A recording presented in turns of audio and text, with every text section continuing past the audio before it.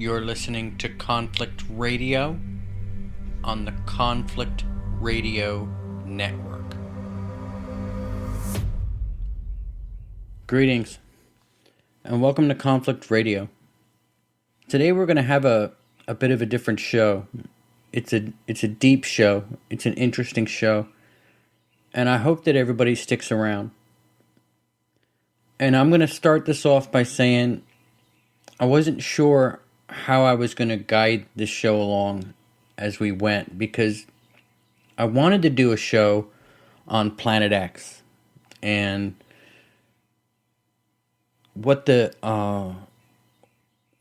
information is about what could be a Planet X in our solar system, like if we're a binary solar system, and it's really interesting to get into that and to talk about that. And I started doing research on our guest today, and our guest today is Marshall Masters. I'll read this from Amazon. Marshall Masters is a former CNN Science Features news producer, freelance writer, television analyst, and the publisher of YowUSA.com. And since 1999, he has been researching Earth changes and Nibiru flyby-related topics, including sustainable survival communities, catastrophic crop circles, impact events, and future technologies. Like many others, Marshall sees a dark cloud coming, but what makes him different is that he also sees a silver lining, a noble and inspiring Star Trek future.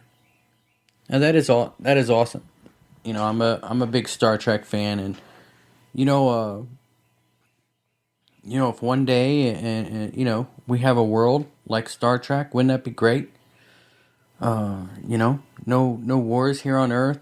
I guess there's no money. People just do what's best, just because they want to live a life and I guess take positions and things. I don't really know how any of that works. All I know is that it looks pretty cool on Star Trek to zip around space and spaceships and all that kind of cool stuff, and that'd be really neat. Anyway, just getting back to the guest. I started doing some research last night, and I like doing research on people before I interview them, just so I know what's going on and what we're going to be talking about. And normally, how I go about getting guests is that I find a topic that I'd like to learn about myself, and I'll search it on Amazon or I'll search it on the internet and try to find people that have written books about the subject that I'm interested in and interview them. But I try to learn about them and what exactly their specialties are. And I started digging into this, and then I come across he's been following QAnon. And that's a touchy subject to talk about, I guess. I've been trying to steer away from politics on this channel and from this podcast and not talk about it. Well, primarily because a lot of the things, no matter what side you're on, you can't have a discussion without people getting angry or people not listening or whatnot. And maybe that's the wrong way to do things. Maybe we should start doing a little bit more listening to each other and trying to get a different perspective of life than what we're living now. I mean, isn't that the point of living, is to learn? So we're going to dive into Planet X, and then we're going to dive into QAnon and what that is. And, it's really interesting. If you haven't looked into what this is, it's really interesting. And regardless on whether or not you believe it, I mean, it's interesting to look at, right? It's interesting to learn. It's interesting to get an idea of what it is, I mean, the last thing that we need to be doing as American citizens right now is trying to kill the spider in our house that's burning to the ground. Maybe we should forget about that spider and concentrate on our house burning. And I think that's what's happening. I think our house is burning, and we're worried about the spider. We're worried about, the mouse. We're not worried about putting out the fire or stopping the fire. We're not worried about all of the things that we have that we're also going to lose in the fire. We're worried about the stupid spider, and we're fixated on that because that's what we're told to fixate on. And maybe if we just open up our eyes a little and look around, maybe we can see what's really going on. Maybe we'll see the fire. And I hope we can see the fire. I really do. Because our house is important. It's not a bad house. So I guess we're gonna go ahead and go into this. This video is actually gonna be uploaded to the old Conflict Radio channel. It's been up for a while. There's a whole bunch of subscribers there that probably don't know that we have a new Conflict Radio Network channel. And if you're listening to this on the old channel, you got notified. There's like 60,000 subscribers there, before we decided to do our relaunch. And when we relaunched, we changed everything. It's now the Conflict Radio Network instead of Conflict Radio, because we are going to be carrying other shows and doing other things. So if you're listening to this on the Conflict Radio channel, might I suggest you pause this and go over to the YouTube search and search Conflict Radio Network, and that'll bring you to the new channel where all of our episodes are being posted. Everything's being posted there, mostly. If we get into certain topics like this that, is going to be, I guess what I could say is, we're going to talk about something that is going to get flagged. It's not going to, how long is this going to be up before it's not? If that's the case, all of our podcasts are available on Spreaker. You can find us on Apple iTunes as well. All the major podcatchers, we're pretty much there. It'll probably be there before it's even on YouTube, because that's just how it works. I usually, while it's uploading and processing on YouTube, I'm usually uploading it, and it's processing a lot quicker on the podcatchers. So you can find us there. So that being said, make sure you subscribe to the new channel. We've had some great guests on. We've got some great guests coming up. And definitely hit that notification button and like and subscribe and all that good stuff. So that being said, we're going to take a break. And when we come back, we'll have Marshall Masters on to discuss Planet X. Welcome back to Conflict Radio. We are with Marshall Masters. Marshall, how you doing? I'm doing great. Nice to be on. Man, it's so awesome to have you on. I've been listening to you do various shows for years and years and years, and to finally be able to talk to you, it's pretty awesome. I've been, every day before I have a guest on, I'll research them. I'll go through all of the YouTube stuff. I'll do, pretty much a refresher on who I'm talking to, so I have an idea on the subject matter. And it's pretty obvious that we got to talk a little bit about Planet X. But then I came upon some Q stuff that I guess you've been working on recently, and I kind of heard of that before, and maybe we can get into that a little bit. But first off, going into Planet X, what is going on with that? Well, Planet X is, do you want me to just quickly explain it for those who are new to the topic? Yeah, exactly. Like what it is, what's going on, where'd it go? It didn't go anywhere. It's coming, all right? I'm getting all kinds of emails from people. Well, I don't see all these videos about Planet X anymore. I don't see all these pictures. So it must have disappeared and gone away and been a mirage. And I always write them back and I go, hey, have you heard about COVID, self-isolating? Who's outside taking pictures, okay? There are still reports that are coming in. I'm still seeing good and solid imagery that's coming through. What's changed is that because we're isolating, there's just not that many people out there, capturing images of it. And but the one thing I would want everyone to understand is that there's a very cardinal rule about this. And this was given to me by Dr. Brian Marston of the Smithsonian Astrophysics Labs 20 years ago. And he said, Marshall, the failure to observe an object proves only one thing. You have failed to observe the object. All right? And I observed it with my own eyes. I saw it in 2018. So, hey, kiss my grits. All right? I'm not interested in proving anything to anybody. Well, let me give you the upshot to everyone. We're in a binary star system.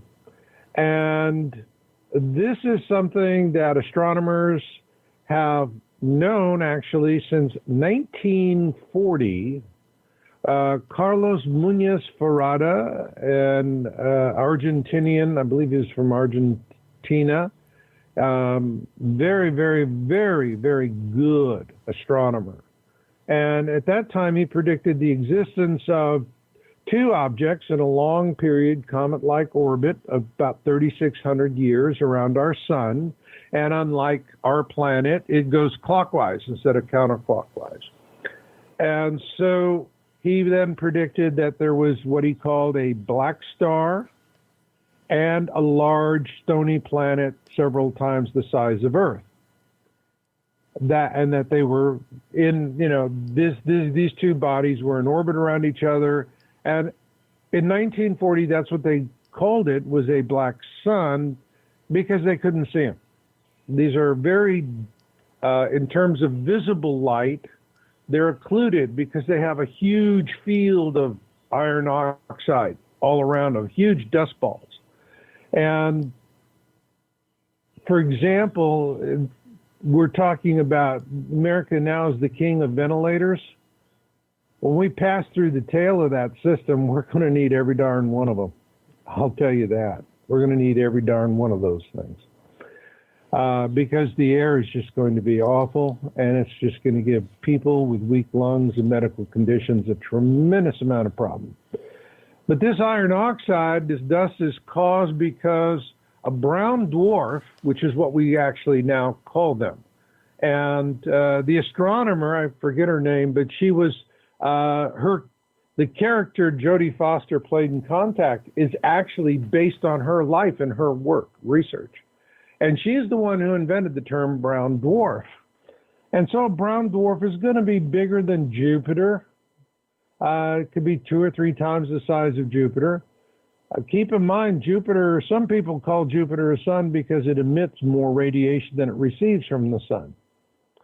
But we're in a binary star system, and the path to that started hundreds of years ago with the discovery of Uranus. Uranus was the first planet discovered with a telescope, and it was observed, and there was a perturbation, a little zig. It was coming around and keep getting pulled out and then snapping back in, pull out and snap in. All right. And observers saw this, and so they actually accumulated sufficient amount of observational data that they were able to calculate the location of whatever object was perturbing Uranus. And they sent that formula to John Gall at the Berlin Observatory, and literally, and I mean, this is in the days when people were still using gaslight, and literally took the formula, sat down with his telescope, and dialed it right in, and within minutes, Neptune was discovered. First planet discovered purely with mathematics. And see, that's the story of Planet X. Planet X, after the Europeans found Neptune, they found that Neptune also was being perturbed the same way Uranus is. So then the search went from the Uranus perturber to the Neptune perturber, and they couldn't find it. Enter Planet X research in America. We take the forefront. Lowell Observatory. Percival Lowell, and he was a independent, wealthy gentleman, and he wanted to find Planet X. He wanted to find Neptune's perturber. And so he started the Lowell Observatory in Flagstaff to do exactly that. Now, it is believed in approximately about 1905, he actually imaged Pluto, but thought it was something else. And in 1930, Clyde Tombaugh of the same observatory, who was perpetuating the work that Lowell was doing to find the perturber, found what they thought was the perturber, Pluto. And there was an awful lot of excitement, and they figured, aha, problem solved, we found Neptune's perturber.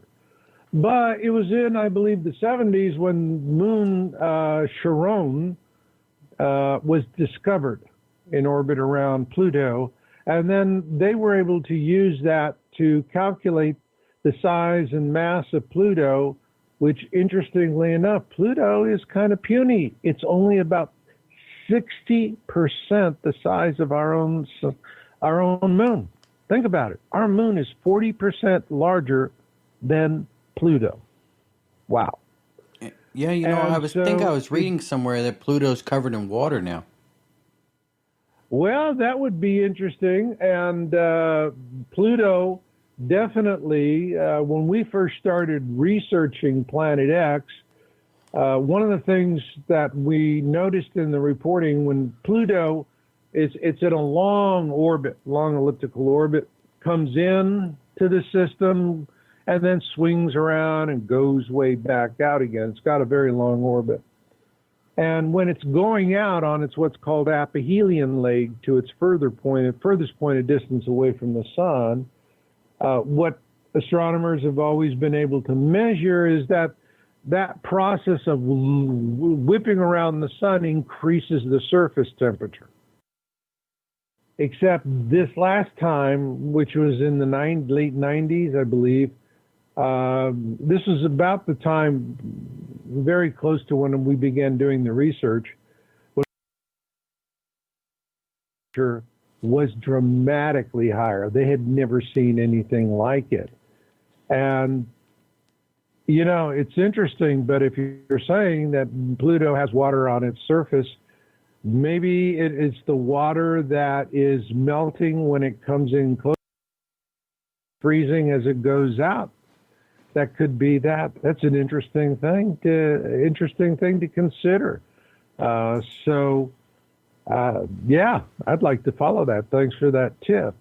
But what we have, though, is a binary star system. We have two suns, one large Sol, but the brown dwarf, which is astronomers named it Nemesis. There was Nemesis theory came out in the 1960s, 70s, in that time frame. I know because when I was in high school, it was the buzz. Everybody was fascinated with the prospect that we lived in a binary star system with two suns. And all of that conversation was very strong. And if you we've documented where you go back into the media coverage, there was phenomenal media coverage about us being in a binary star system and about the existence of Nemesis, or what you call Planet X. And then in 1983, that changed. You see, the Pioneer probes were sent up to do magnetic surveys to determine if it was feasible that there was a large perturber out there. And that's what the Pioneer probes determined. So based on that feasibility, the IRAS satellite was put up. And it's an infrared astronomical study. And they just wanted to create an infrared map of our solar system and everything in it. And they were doing that and this was in conjunction with ESA and in Europe, and particularly with the Dutch, they were very interested, and the Italians. And so IRAS is out there taking pictures, and boom, it images Nemesis. Now, it's not imaging Nemesis in visible light. You can't see this thing until it's really close, because again, it's got this huge dust cloud around it, and that's formed because when a brown dwarf ignites to become a sun, it doesn't have the mass to become like our star, to have a fusion furnace, so to speak. And so brown dwarfs ignite and then slowly bank off over billions of years, and they can sustain life. This much astronomers have determined is that, yes, you can have life living on planets in and around a brown dwarf star, even with all the filth and you can't see anything. So this system is out there. It's moving on two axes. And what you have to understand is you have Nemesis. Nemesis has planets and moons in orbit around it. And so we call it a mini constellation. And we're on a merging orbit with this mini constellation because it's moving on two planes in different ways.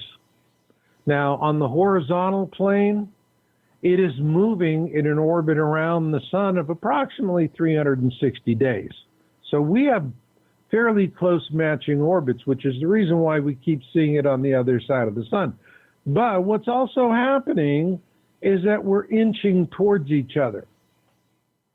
And then eventually we'll get to a point where it's completely out from behind the sun, and everyone's going to be seeing it, and everyone's going to be talking about it.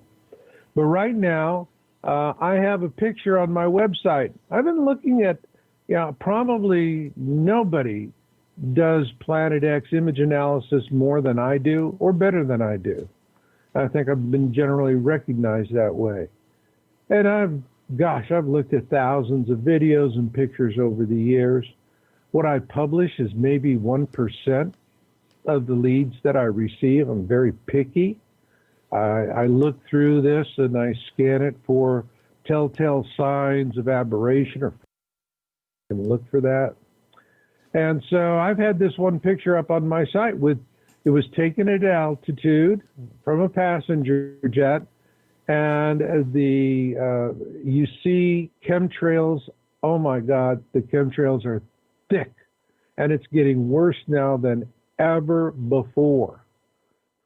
It's simply awful.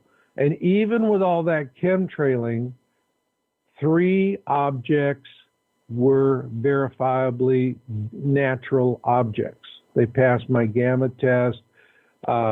They have clouds in front of them. Clouds never get in front of a flare, all right, or any kind of lens operations. Lens aberrations happen in the lens or just actually in front of the lens.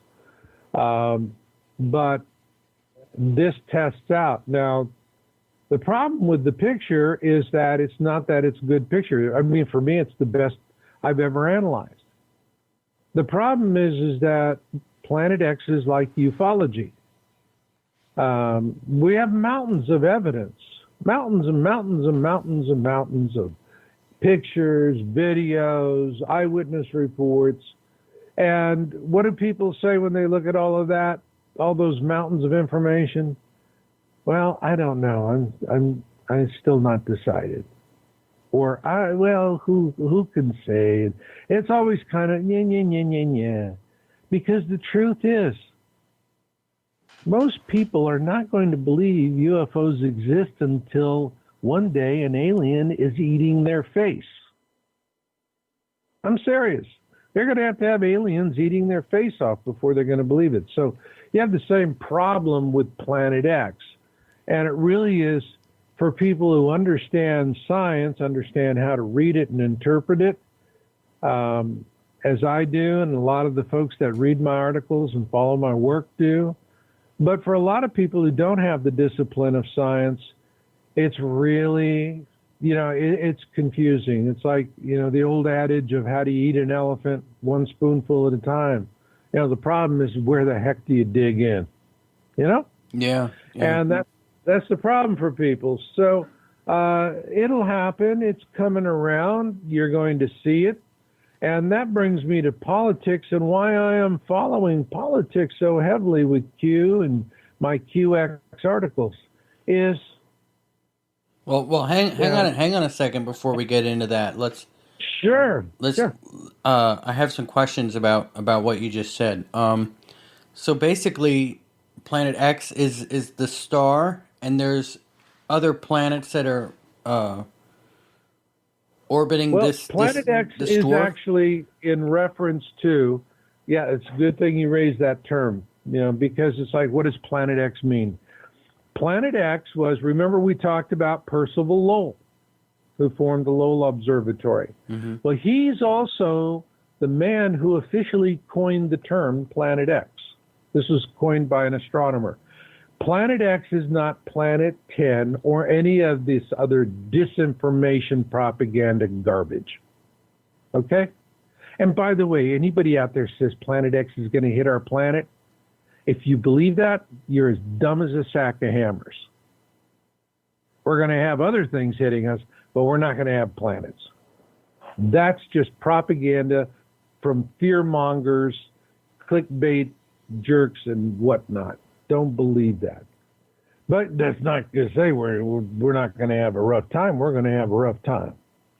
But anyway, the thing about it is that Nemesis, brown dwarf, has these planets around it. And the term Planet X simply means that an object or a planet exists by virtue of the way it interacts with other known and observable planets.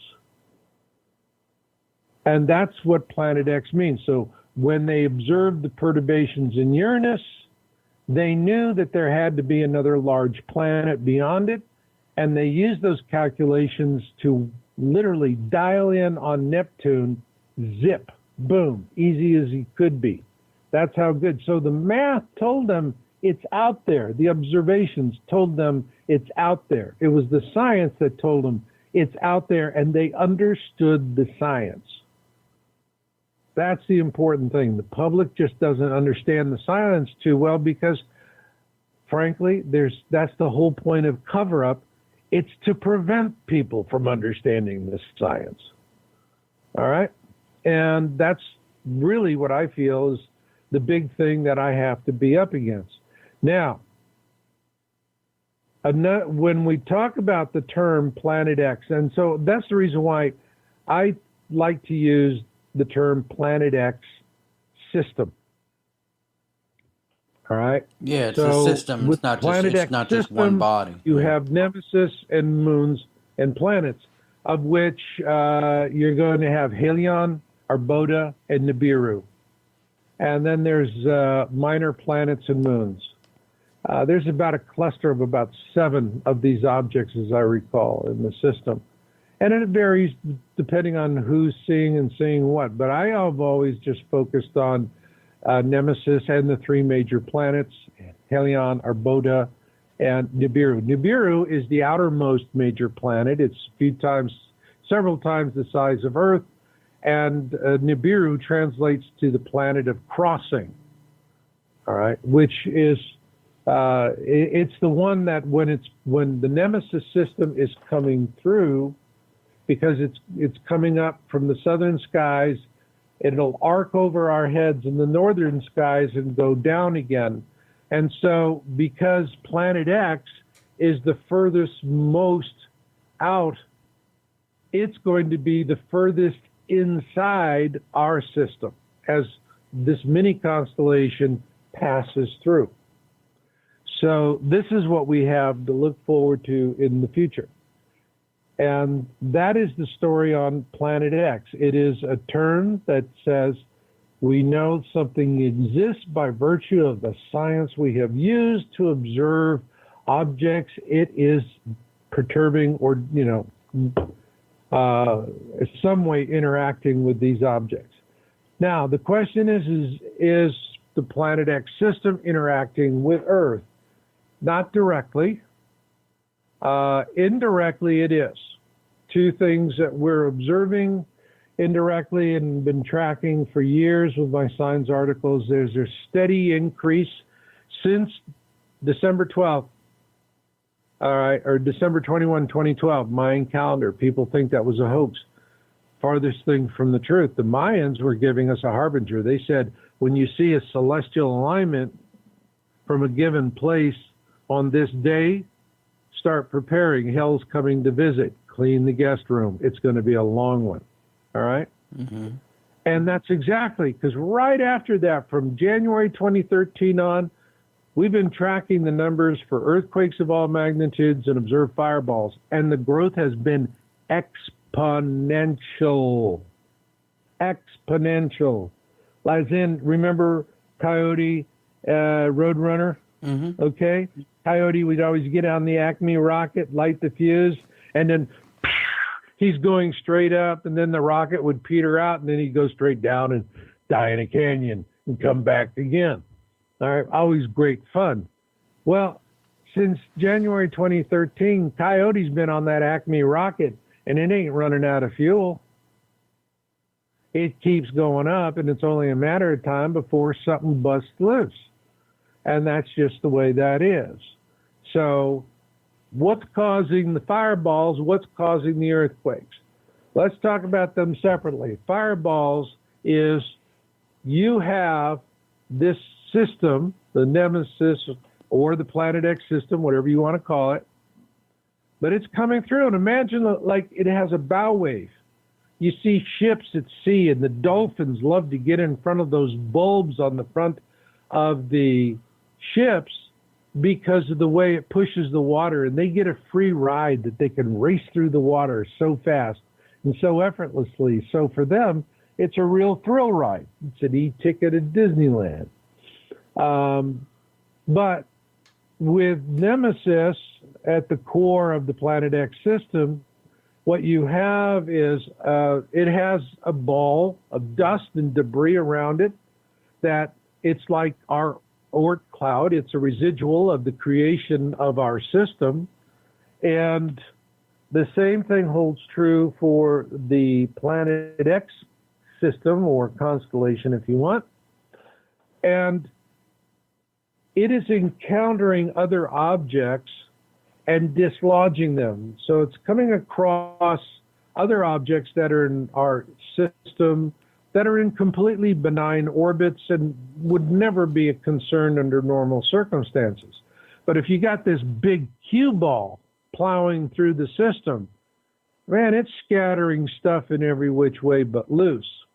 And so this is what we're observing, is that we have this massive increase in reported fireballs. We're not looking for meteorites, shooting stars, as people call them. The fireballs are those big smokers that go across the sky. And if they're big enough to detonate with a flash and a bang, it's a bolide. And if they're destructive, they're a super bolide, which is exactly what happened in Chelyabinsk, Russia in 2013. So we're seeing this steady increase of fireballs, which tells us this cue ball is knocking stuff every which way but loose. Now let's go from that data track to the other one, earthquakes of all magnitudes. And why do we measure earthquakes of all magnitudes? For many years, about a decade, USGS, and this was particularly during the Obama administration, once Trump came in, there's been more accurate USGS reporting, but during the Trump administration, there was a consistent pattern of downplaying the numbers for statistical jiggering. So you'd get an earthquake and said it's a 7.1, and the next day, what would they do? They'd come out and say, oh, it was a 6.8. Or it's a 5.1. Oh, it was a 4.9. Okay? People think, oh, that's not such a big thing, but what they do was the whole narrative they were building is there's not have been an increase because they would say, well, we have not seen a huge increase in 6.0 magnitude or greater or 5.0 magnitude or greater. And they would have these arbitrary cutoffs because they were jiggering the numbers down below the cutoff. So when we took and we went to earthquakes of all magnitude, the jiggering is completely obliterated. It's not meaningful anymore. And what we're seeing is there's this continuing pattern of this exponential rise in earthquakes. I mean, we just had a big one in California, okay? Yeah, Mexico too, I think. Yeah, yeah, and so we're having all kinds of problems. But why is it we're having all of these increased activities, earthquakes? But let's talk about the other things. We're talking about a lot of volcanic activity. I can remember when I first started doing research, there would be 40 active and erupting volcanoes in a year. That's over a span of 12 months. Now we never fall below 40 active volcanoes a month, not a year. Okay? Let's put that in perspective. So that is the result of energy. Where's this energy coming from? That's a simple answer. Why are they chemtrailing? They are chemtrailing with aluminum because they want to reflect light back into space, particularly the radiation that is in the photons of light. And it is this radiation that strikes the Earth and is going into the Earth deep down, and that's changing things.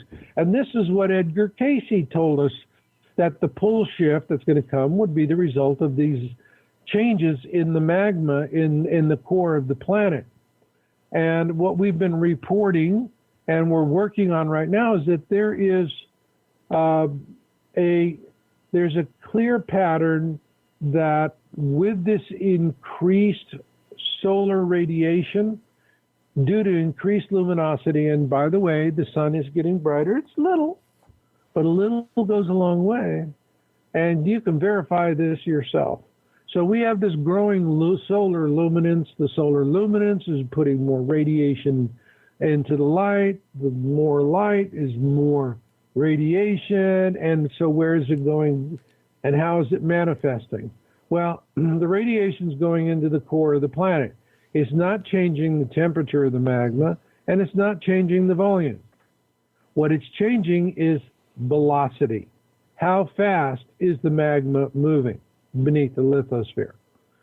That has changed dramatically, and we're tracking that with the earthquake data sets that we've been using for several years now and have been monitoring. And so I call this crustal undulation. Imagine the crust of the earth is like the top of a jello mold, and you're walking and the mold is wiggling as you're walking with it. All right. Well, that's crustal undulation because the velocity is causing this unevenness. And so the result is we see sinkholes, land tearing, and earth trumpeting in places and in ways never before known in recorded history. And so all of this is happening beneath our feet. It is the veritable sniffle before the sneeze. And so when I get these letters from people that are going, I'm a consumer and I want instant gratification. If it's the end of life as we know it, I want the date so that I can go max out my credit cards before everything hits the fan. All right. People have that kind of approach to it. It's not going to work that way. The universe is not unfolding at the speed of human expectation. Yeah. But it is unfolding. And we're gonna feel it hard. And if Trump and the Patriots are successful, everybody has a fighting chance. And if the globalists and all their minions, including the Democrats and a lot of Republicans as well, if those people prevail, then you have a 5% chance of surviving. I'm serious. That's it. You have a 5% chance of surviving. And if you do survive, it is likely you'll be a slave for the rest of your life. All right. Let's not go right into that just yet. I got I understand. I have a you can hear me okay? Sure can. Okay. Um if the dwarf sun that's coming in has planets swinging around it, it's getting closer to the sun, is it not? Like Well, as it comes it's by? getting to it's approaching, and it's a good question. It's approaching its point of perihelion. You have perihelion and aphelion in an orbit, and the perihelion is your closest distance. Aphelion is the furthest distance. And so when you're on an aphelion leg, you're approaching the larger object, and when you're on a perihelion leg, all right, excuse me, when you're on the perihelion leg, you're coming up towards that closest point. In the aphelion leg, you're going down. And this is a 3,600-year orbit. This system is in a comet-like orbit, which means it's much faster. It's a much faster mover than a planet like ours. And also, our planet orbits counterclockwise. The Nemesis system is in a clockwise orbit. And this is something that's consistent with comets. Comets can do this. And this is what we have to be mindful of, that this system is coming up in this 3,600-year orbit, and it's a long, long, long orbit. It's like, think of an old Slinky toy, or there was the old ties that have the wheels that go up and down the wire, all right? And it yo-yos up and down from deep in the southern skies where the Nemesis system spends most of its time. The northern is, it's a shortest period when it gets to the plane of the system, the galactic plane, and imagine the sun's equator and stretch that all the way out to the 12 constellations of the zodiac. That's the ecliptic. That's the plane of the system. And it's right now, I can tell that because of that 3 image object, it is now crossing or above the ecliptic, which means it's now going to start accelerating and accelerating, and it's going to get to a point where it has a whip acceleration. When it gets close to that perihelion point, closest to the sun, that's where it's just like if you go to a theme park and you ride the whip and you have that turnbuckles on each end and a long straight hall. And so you're sitting there on that long straight hall and you're waving at people trying to look excited, but it's really boring until you get to the turnbuckle, and then whew, you whip right around and you get that real sense of thrill. Yeah, now wouldn't that affect the planets that are revolving around it? You know, the sun's gravity and the actual turn and everything, wouldn't that, you know, mess up the planets, the orbital alignment around that as well? I mean, wouldn't it create chaos for No, itself? no. Look at our major planets like Jupiter and Saturn, and all of the moons that they have. All right. Hmm. You know, those moons are in orbit around those planets. Now, if the planet's orbit is affected, it'll do the same for satellites. And so this is really, you know, Nemesis is the bad boy. That's the big bad boy. And the objects that are in orbit around her are orbit around it. Now, do they get affected? Yeah, there's going to be some, but principally they're captives, gravitational captives of the object that they're orbiting around. Now, this is not something that can go on indefinitely. In the 1950s, Japanese astronomer by the name of Yoshida Kozai developed the Kozai principle that describes what happens when you have two objects orbiting each other in space. And it really comes down to size. All right, the big one dominates, and the little one is going to have one of two eventual fates. The little one, if it's in an extreme comet-like orbit like what we have here, that little one is going to either circle the drain, so to speak, and slam into the big one, or it's going to be completely spun out of the system into deep space. So that's it. You crash and burn, or you go and freeze out in the hinterlands. That's the fate that you have.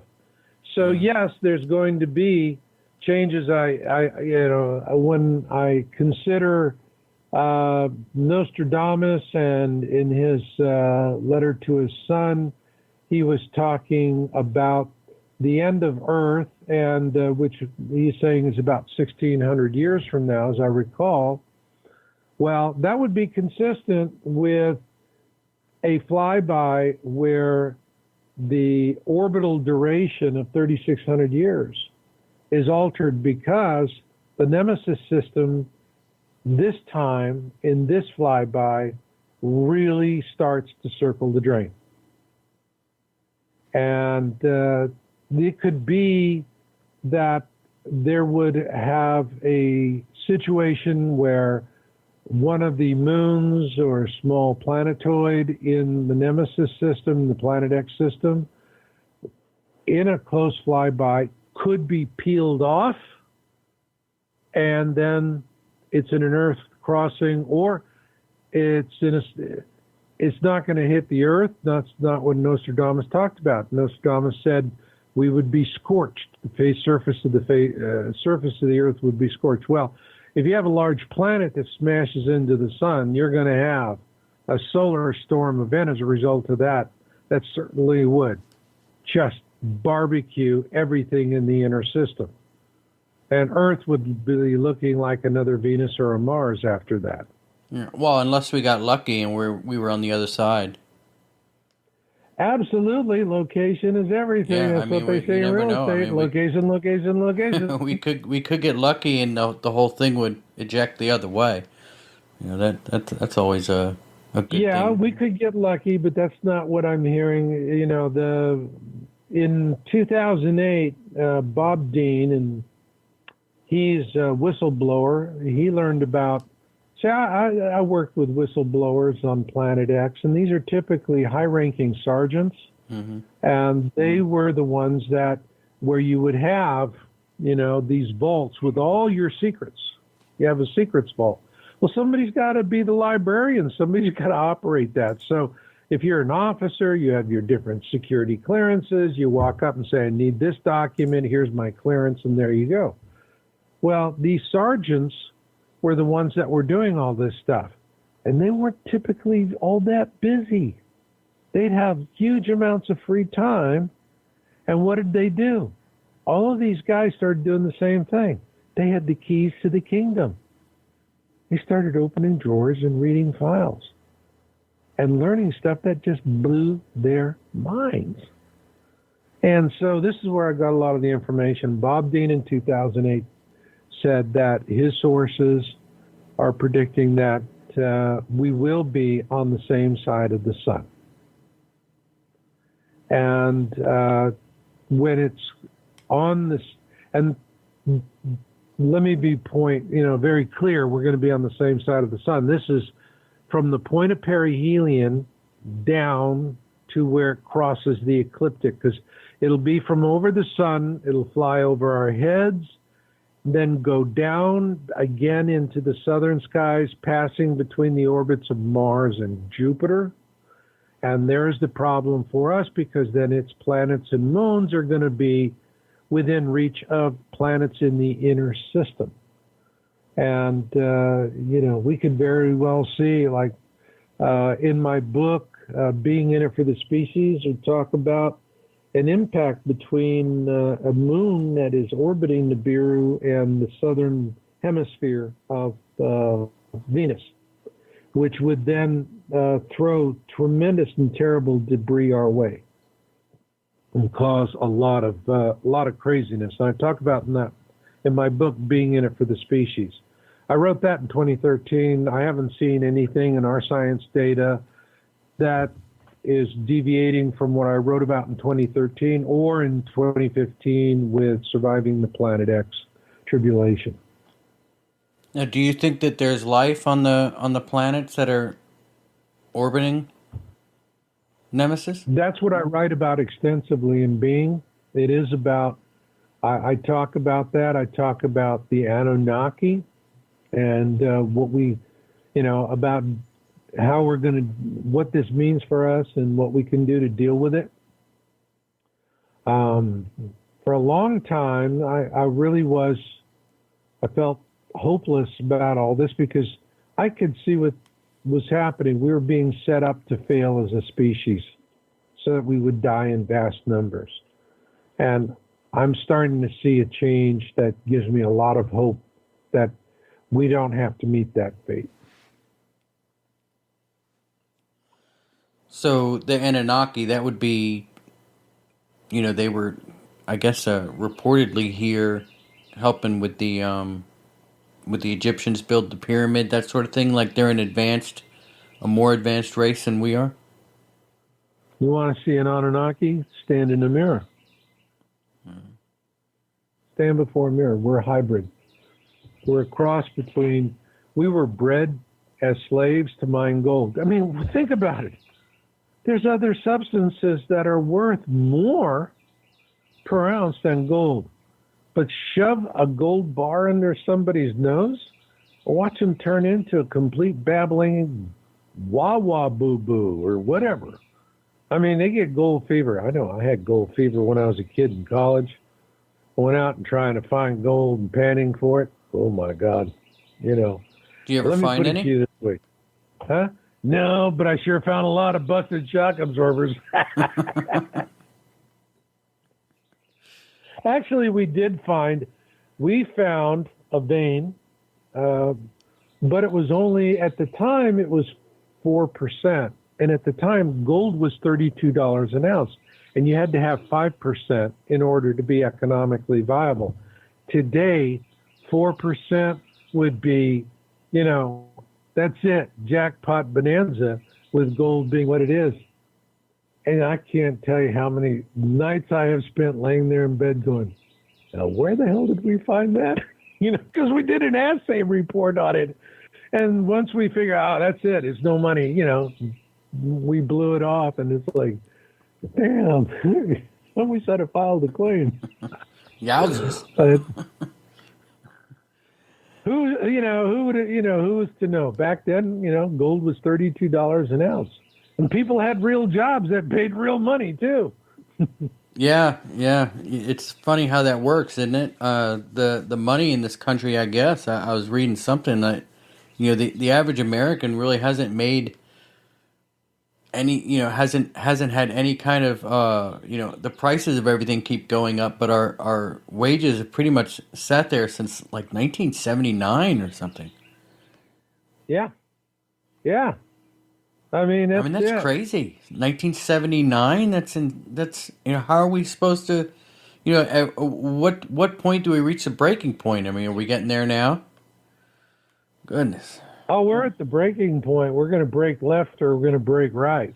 Yeah, but Trump is rebuilding the economy. People don't understand it. They're all distracted by all the media coverage, the mainstream media. I was with CNN in the 80s. I was a news producer from 86 to 88. Yeah, you used to work for Ted Turner, right? I was under Ted Turner at the time. I can tell you that when I look at the CNN of today, I see a seditious propaganda mill. I don't see a real news network. Doesn't look like what I worked with. And, all right. And Turner is so far left, he makes Trump look like Mao Zedong. And he would have fired everybody that's on the air today. I mean, they would have been kicking rocks down the road. He would So have fired them all because when I was with CNN, you verified your sources. I mean, you had to do it the right way because they were competing against 50 other major news outlets. You had huge radio stations in Chicago, New York, Los Angeles. They were so big, they had their own international correspondents. You don't see that anymore. Okay? It was. I mean, because what happened was after all of the presidents after Reagan and before Trump were globalists. And the first thing you have to do is you have to be able to dismantle the truth mechanism for people. And it was getting control of the fourth estate. And so to do that, they eliminated all the anti-concentration laws. Used to be you could only own like one company could own, I think, 7 different news outlets, and that was it. And it was in a mix. And it worked extremely. all right, let's just take a quick break here for a sec. We'll be right back after this. And we are back. Marshall, you still with us? Yep. And we lost you for a second there. I think we started talking about stuff that, to be honest, people really don't like us talking about. I've been doing, I was thinking about this episode last night when I started getting into this, and I thought, you know what? I don't know if I want to talk about Q and QAnon and the deep state stuff that's going on. I don't know if I want to talk about it because, it's frowned upon so much, and it really is a divisive topic. But I just don't understand. I just don't see how I would be doing justice if I was to just ignore this as a host. How can I just ignore something like this? So, if you don't mind, could you explain to what is QAnon? Well, QAnon right now is the most popular media on the planet. More people are following Q on 8chan in terms of audience size. The audience for Q is larger internationally than all of the mainstream media put together. And if you're going to research Q, you're going to find over 2,500 attack articles that have been published specifically by the left. Who is Q and what is the meaning of all this? Q is, and you have to see that we are right now in America's second civil war. And it's part of a much larger freedom movement. So if you're looking at MAGA, Brexit, Yellow Jackets, these are people who are wanting a freedom movement. And for those people who are saying, smearing it, accusing it, ignoring it, scoffing it, answer me one question. You had the courage to ask me what's Q.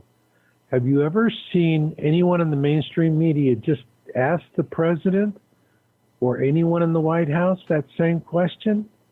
Have you ever seen the mainstream media ask the president, is Q real? Have you? No.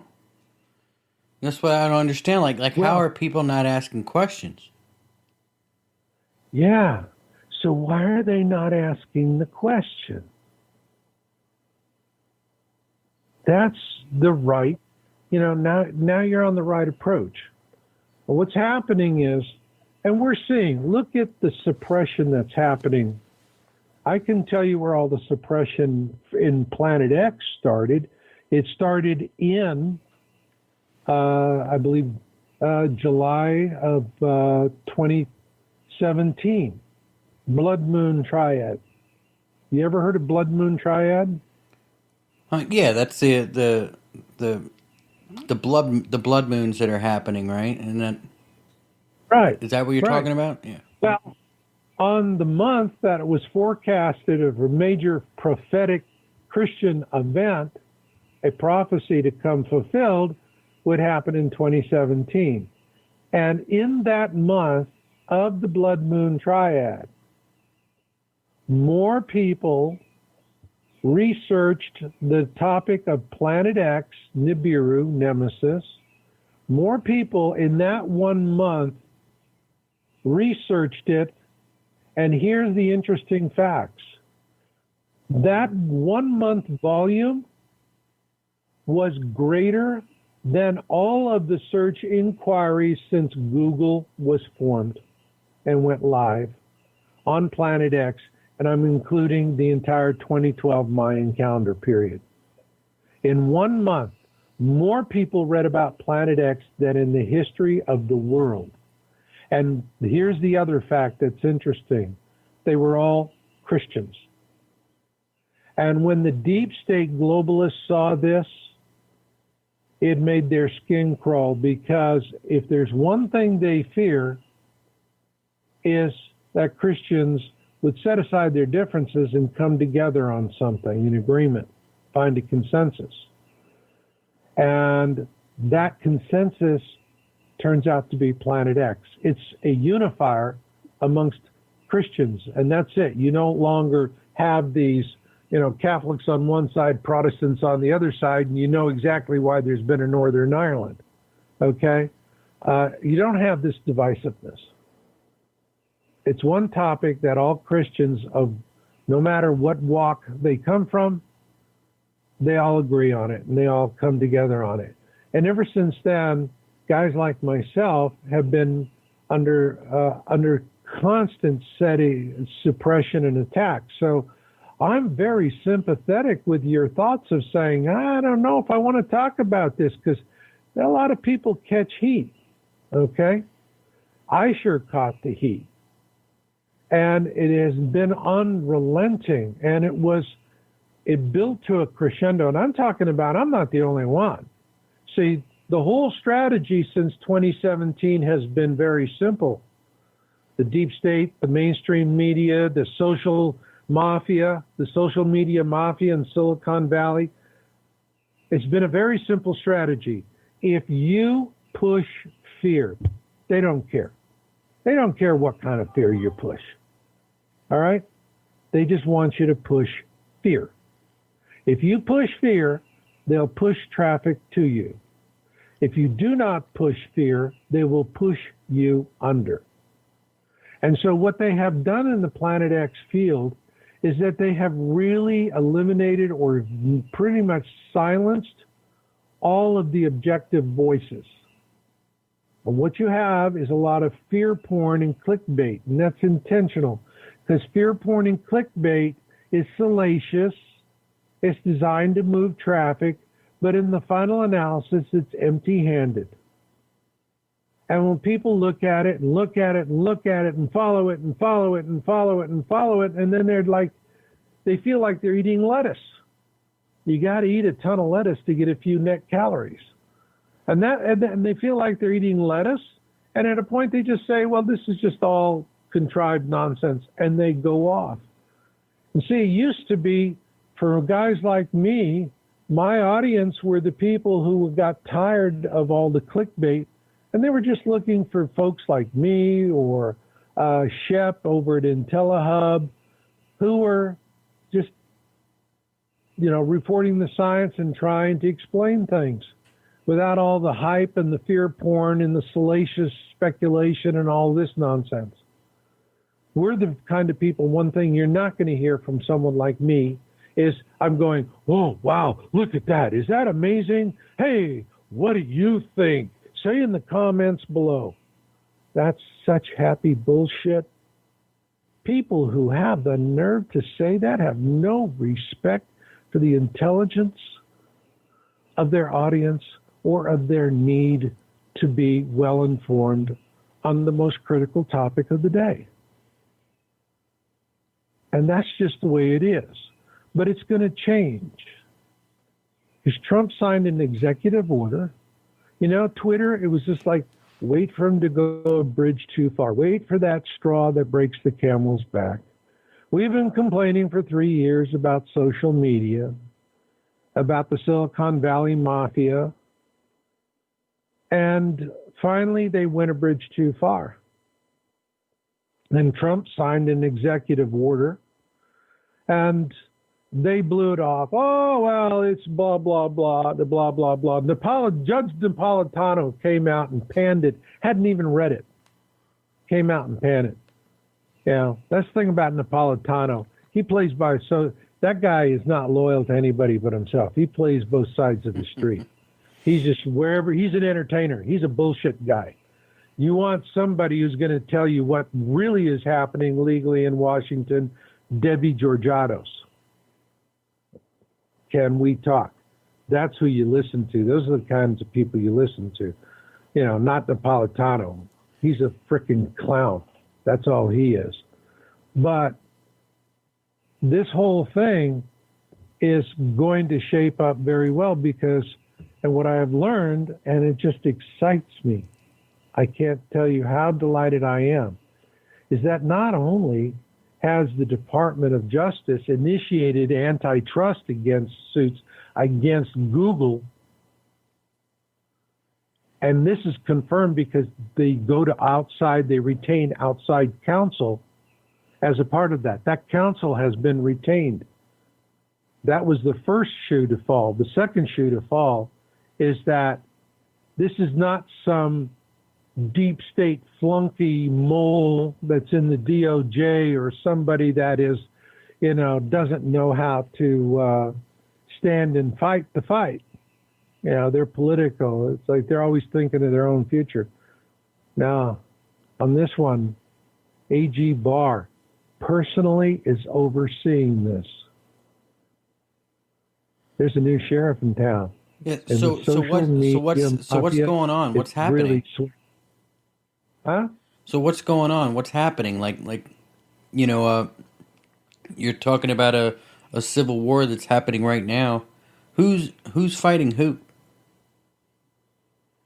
Well, we have, it's in America, the Civil War actually has come down to exactly the same two sides that you had during the first Civil War. The first Civil War was you had Democrats versus Republicans. The Democrats, the South was principally Democrat. The Democrats were pro-slavery party.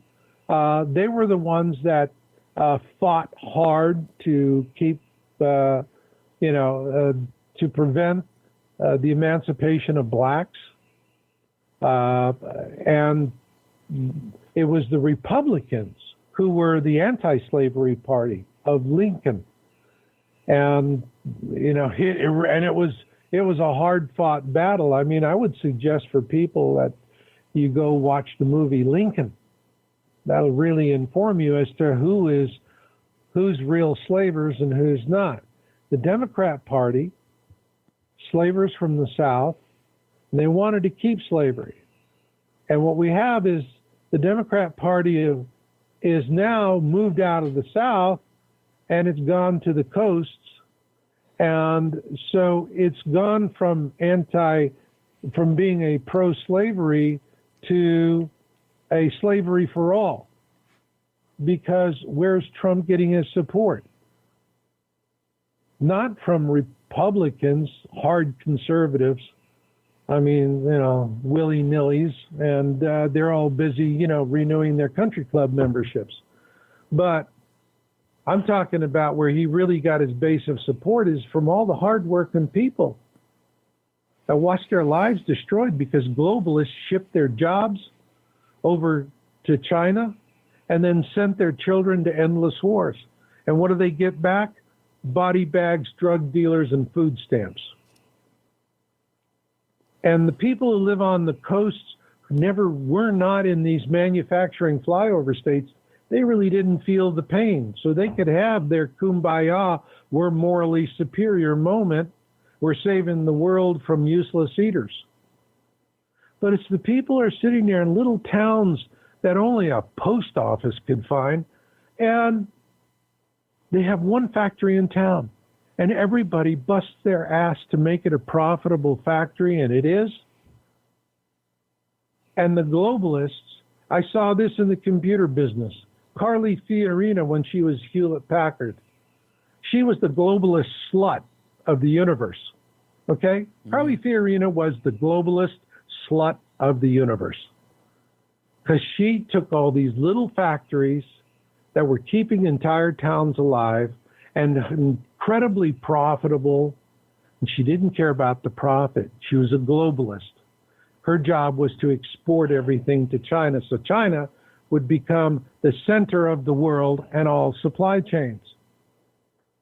And so they would go in and just scoop up these factories and send them overseas.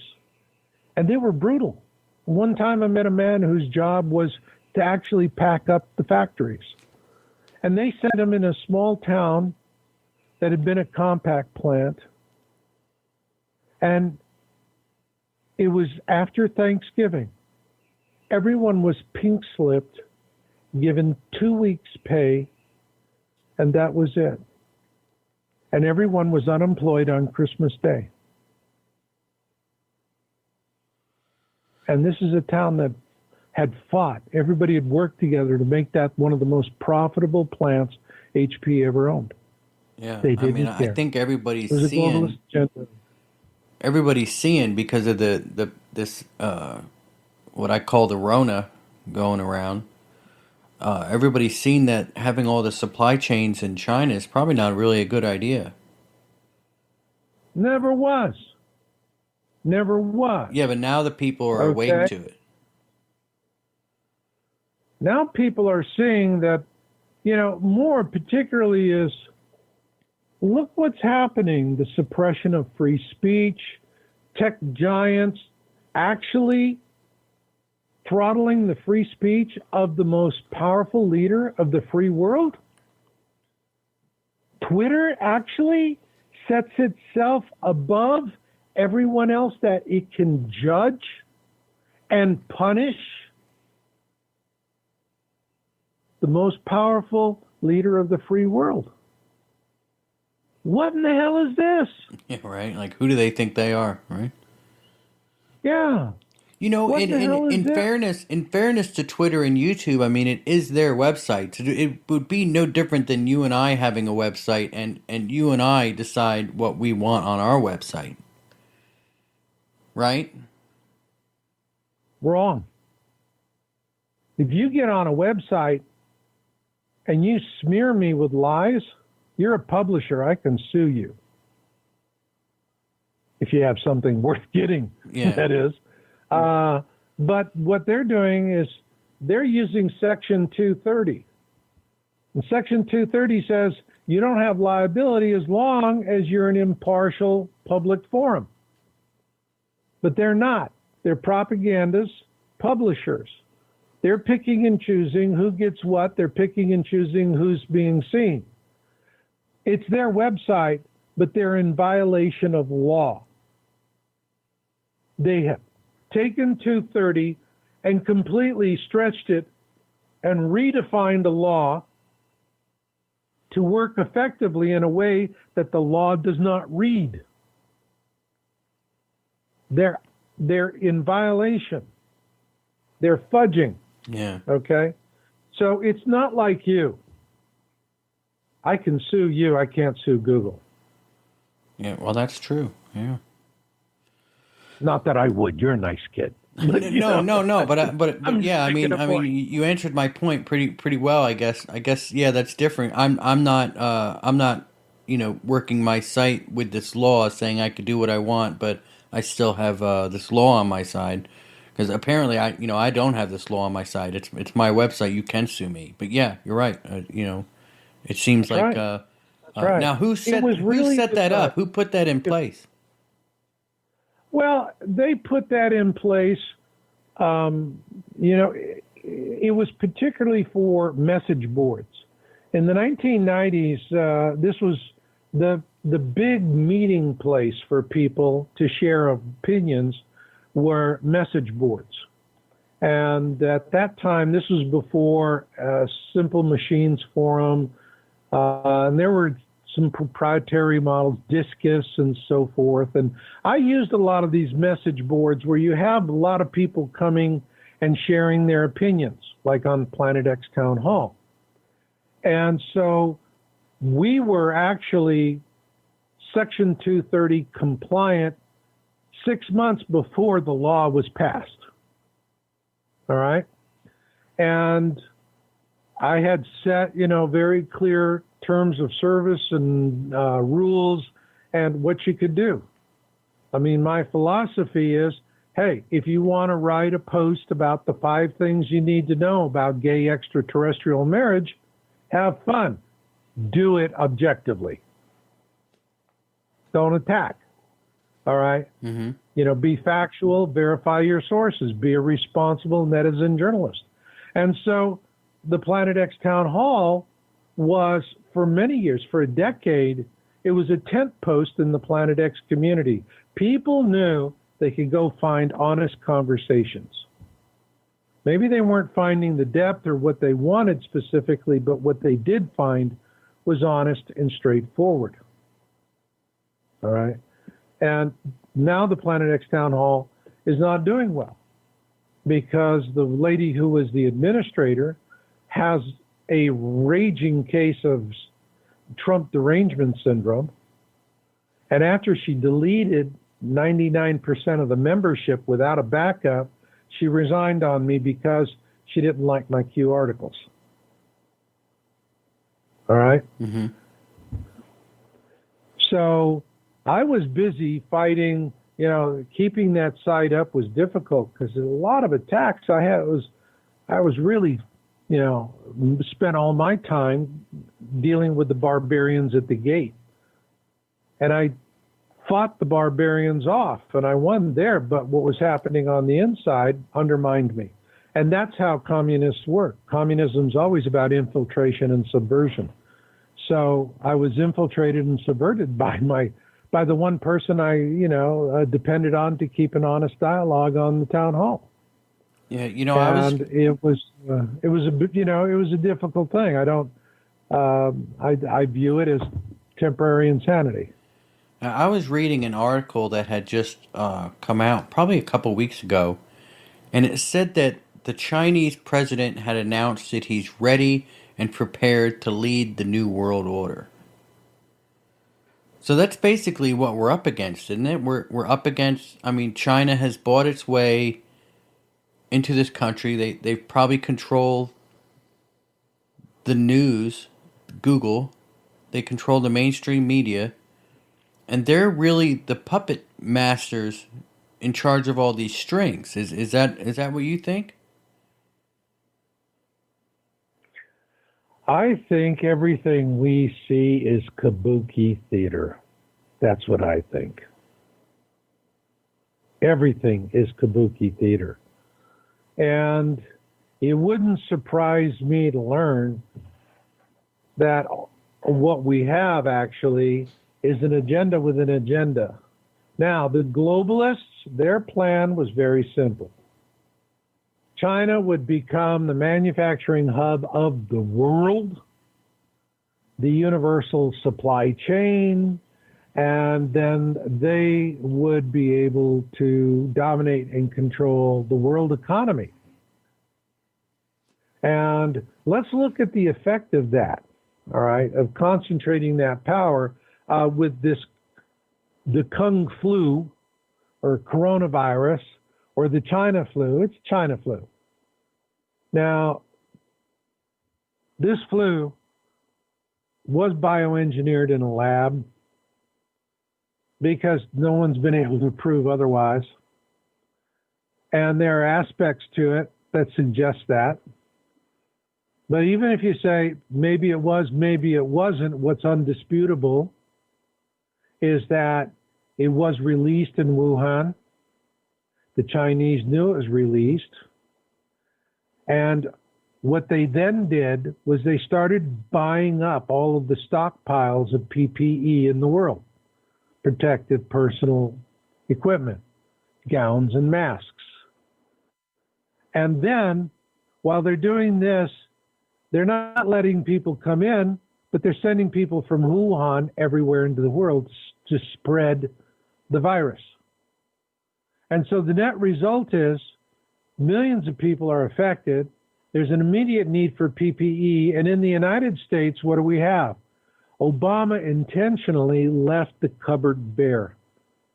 There was nothing for Trump. They didn't have PPE. They didn't have ventilators. They didn't have much of anything. And we were really dependent. And so a mask that would cost 35 cents is now $8. Because China's got them, and that's what you got to pay. What did Trump do? He moved the manufacturing on PPE, ventilators, other gear, medicines, and he moved it all the way back to the United States. And they lost all of that. So instead of, and what did we do? Instead of using their tests, which are programmed to fail tests, the Chinese were giving tests that would yield positive results. I mean, they had one leader in Africa was able to test a goat and a cantaloupe or something. I mean, it was like weird stuff, and it comes up positive with COVID. Yeah, I saw that. I think it was a papaya or something. Yeah. Yeah. That tested this positive. whole thing. Do you think that the first initial tests were tainted with the virus? Absolutely. I think what they're going to see is they're going to start really digging into this. There are a lot of the people in America right now who have been tragically affected by this. Imagine your parent or your grandparent, great-grandparent, someone in your family that you love, and they were murdered by one of these Democrat governors who said, you have to take sick COVID patients and put them back in the nursing homes and you can't test them. That was done intentionally to create death blooms. They knew that the aged were the most vulnerable, and so if they could get those nursing homes contaminated, there'd be a lot of people dying. And it was the way that they died that was so tragic. They couldn't die with their loved ones standing around them. They couldn't hold hands. They couldn't feel a kiss. There was no words whispered of tender love, no being a family together. These people just died alone with no care. And their families were hostage to this vile corruption. It was unnecessary. We had hospital ships in Los Angeles and New York, virtually unused, but these people were sent to die for the sake of statistics. Yeah, I mean, all they had to do was send these. If they just sent the elderly patients to the ship or to the field hospital in Central Park, then they could have saved a lot of people that were in these nursing homes. It seems. That's right. And they but just, it wasn't. Yeah, I don't understand why they did that. What they wanted was numbers, huh? I said I don't understand why they did that. Yeah. Numbers. It was numbers. Let me tell you my own personal experience. I had COVID. Okay? And I know exactly where I contracted it. Exactly. In a hospital screening room. I had, this winter coming up, I decided I didn't want to have any colds or flus. And so beginning in the fall, I started taking every day a regime. First thing in the morning, I'd have take an airborne tablet, 1 gram of seed, drop it in a cup of hot water and have a tea. And then I'd have a large dose of chelated zinc. So it's chelated zinc and Z every day. I had no cold, no flu, no nothing. Nothing. I was completely impervious. And then they started the lockdown. I'm in a ranch in the middle of nowhere. I'm not, so isolating for me was easy because I'm already isolated. But I had to go for a minor surgical procedure to the emergency room, completely unrelated to COVID. And I went in and I said, here, this is, I pointed at it. Yeah, I need a doc to look at this. And she said, are you sick? This, that. I said, no, all I got is this. I need that. I'm perfectly healthy. I don't have any symptoms otherwise. She said, okay, follow me. She walks me down to this distant room. And next thing I know, I'm sitting in this room that's been cordoned off for COVID screening. And I have to spend an hour and a half in this room waiting for this COVID screening. And the nurse comes in, takes my temperature and says, what the hell are you doing here? You don't have a temperature. Why did you tell the nurse you have a temperature? I said, I never told her any such thing. I don't have a temperature, never did. What in the hell am I doing here? And he was like, oh, he's disgusting. So fine, I'll get the doctor to look at you. And what does the doctor do? Instead of doing my procedure in a regular area of the emergency room, it was a minor procedure. The doctor did it right in the COVID-19 screening room. And 12 days later, exactly, boom, I come down with symptoms. But because I'd been doing this prophylactic treatment of zinc and vitamin C, when it did hit me, it only lasted about 6 hours. And it started with the fever, sore throat, and then the fever really started to rage. And I laid down and I was pouring sweat. I mean, just pouring sweat. And I was at the point where I'm starting to think, okay, I need to give a call to a friend and, go have myself checked. And about the time I'm debating whether or not to get a friend to take me back to the hospital where I got the frickin' disease in the first place, it snapped, broke. That was it. Fever broke. Boom. And that was it. It was over. I was and that was it. No more symptoms. I was over it. All right. And so I was a needless victim. And I was victimized in the hospital. Why? Because that nurse was told we need as many COVID reports as possible because they were losing money everywhere else. All the routine procedures, they're not doing them anymore. They can't do anything. And so the sole source of money for these hospitals, to keep them going was COVID and COVID related. So if you could get a COVID patient report, a suspect, you could get a COVID treatment. If you got them on a ventilator, cash cow, ka-ching, ka-ching, ka-ching. So everything was set up to financially reward the bad behavior of hospitals to help create a false impression. So this was very much a pandemic. And I experienced it firsthand. And when I talk with people on the left about this and I share my experience, it's like vapor trails. It's like mountains of UFO pictures. We'll see about that. Who knows? Yeah. Hey, there it is. So what do you think Q is trying to do? Q is trying to free us. What's happening right now is a global freedom movement. I call it the Great War to End All Slavery. I put up a podcast on that, titled just that way. And that's what it's really all about, folks, is that we are standing at a fork in the road. Let me be clear to those of you out there listening to me. If you haven't already said, he's on the right, he's a conservative, he's a deplorable, he's a useless eater, and you've already gone off. So you're still around. All right? This is your fight.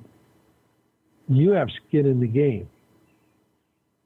Because if the globalists win, you have a 5% chance of surviving, and if you do, you'll be a slave. And if the freedom movements, what I collectively refer to as the alliance, prevail, you got a fighting chance. You got a fighting chance to be free and stay free. And see, here's the point, folks. Freedom is not something you order with Amazon Prime. Freedom is something you fight for each and every day. And the minute you stop fighting, evil will prevail. And that's the lesson America is learning right now. We've been good little consumer bees and we've been asleep at the switch. And now we're starting to see how deep and dark this rabbit hole is. And these people who hold out their moral position that subordinates us as useless eaters. And what are they doing? They're burning down cities, pulling down statues. You see Democrats taking a knee to these violent protesters who hurt people, kill people, destroy businesses, destroy homes, destroy everything. And when you see Nancy Pelosi take a knee to her, I only have one question in my mind. Is Nancy Pelosi taking a knee to them, or is she taking a knee to the God she prays to, namely Satan? Yeah? Think about it. That's a whole nother way of looking at it, the whole good versus evil. And I'll tell you, when we first started this coronavirus lockdown, everybody was all, oh, Tiger King, remember the Tiger King this, Tiger King that. And it seems like what happened after that is that my wife and I, we watched this show called Out of the Shadows on YouTube. Have you seen that? Not yet. It's about how the CIA started up a project to infiltrate the TV and the entertainment industry and everything else to basically Oh yeah, familiar with that. Yes. yeah, like run, to basically program our minds into believing certain things about the CIA or about the the planet that we live in. Everything about life. We're basically learning because the CIA wants us to. It's all That's about. right. It's all about. It's something called. I think it was Project Mockingbird. I think. I could be wrong, but I think that's what it was. And there's actual proof that this is going on today, and it goes to explain how, as many people that we see worshiping the Lord, God, there's just as many people that are worshiping the other side, the satanic side. And Yes. that's the side that we're Matter of not fact, we've got a seeing. big parade coming up. A big what? There's a big Satan thing coming up, a parade. Yeah, they're going to have a big public thing about it.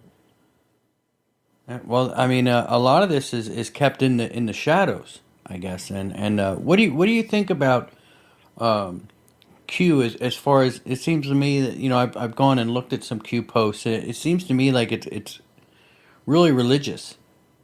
It's a religious movement, is it Well, not? it's the Q movement is dominated by Christianity, but it is a movement that is not solely Christian. And to its credit, with the Q movement, people all around the world from different walks of life, different faiths, different beliefs are part of this international movement. They're saying where we go one, we go all. So this is mostly a Christian fight. They're the most mobile and active group in this. But what I can tell you is no matter what walk of life you come from or your faith, when you walk with the Patriots, you don't walk behind. You walk abreast. And that's what's really important. Everyone walks abreast. And so, yes, this is largely, remember I told you, blood moon triad, all of a sudden planet X, Christianity mobilizes. All right, there you go. And there is, they can't talk about this. Trump could never come out and say anything about planet X without definitely, that's it. He'd be toast. But Well, it's because, a lot of the doesn't scientists mean are he on doesn't board know with about it. Huh? a lot of the scientists are on board with the opposite of that. You get a lot of scientists, and those scientists are only going to get the government funding if they do and say what the government wants them to do and say. Isn't that true? What's worse than that? It's worse than that. Years ago, there were a group of astronomers who were actually working on this very heavily, and they were taking a ski lift to the observatory, and they were all in this one ski lift. Cable car. And they're riding the cable car, and an American A7 intruder,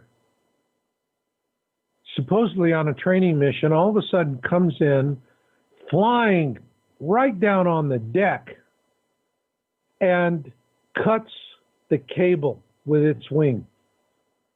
The cable car falls to the ground, and everyone on board is killed. And deep space astronomy was devastated that day. Deep space astronomy was totally devastated. That was a huge loss of talented people.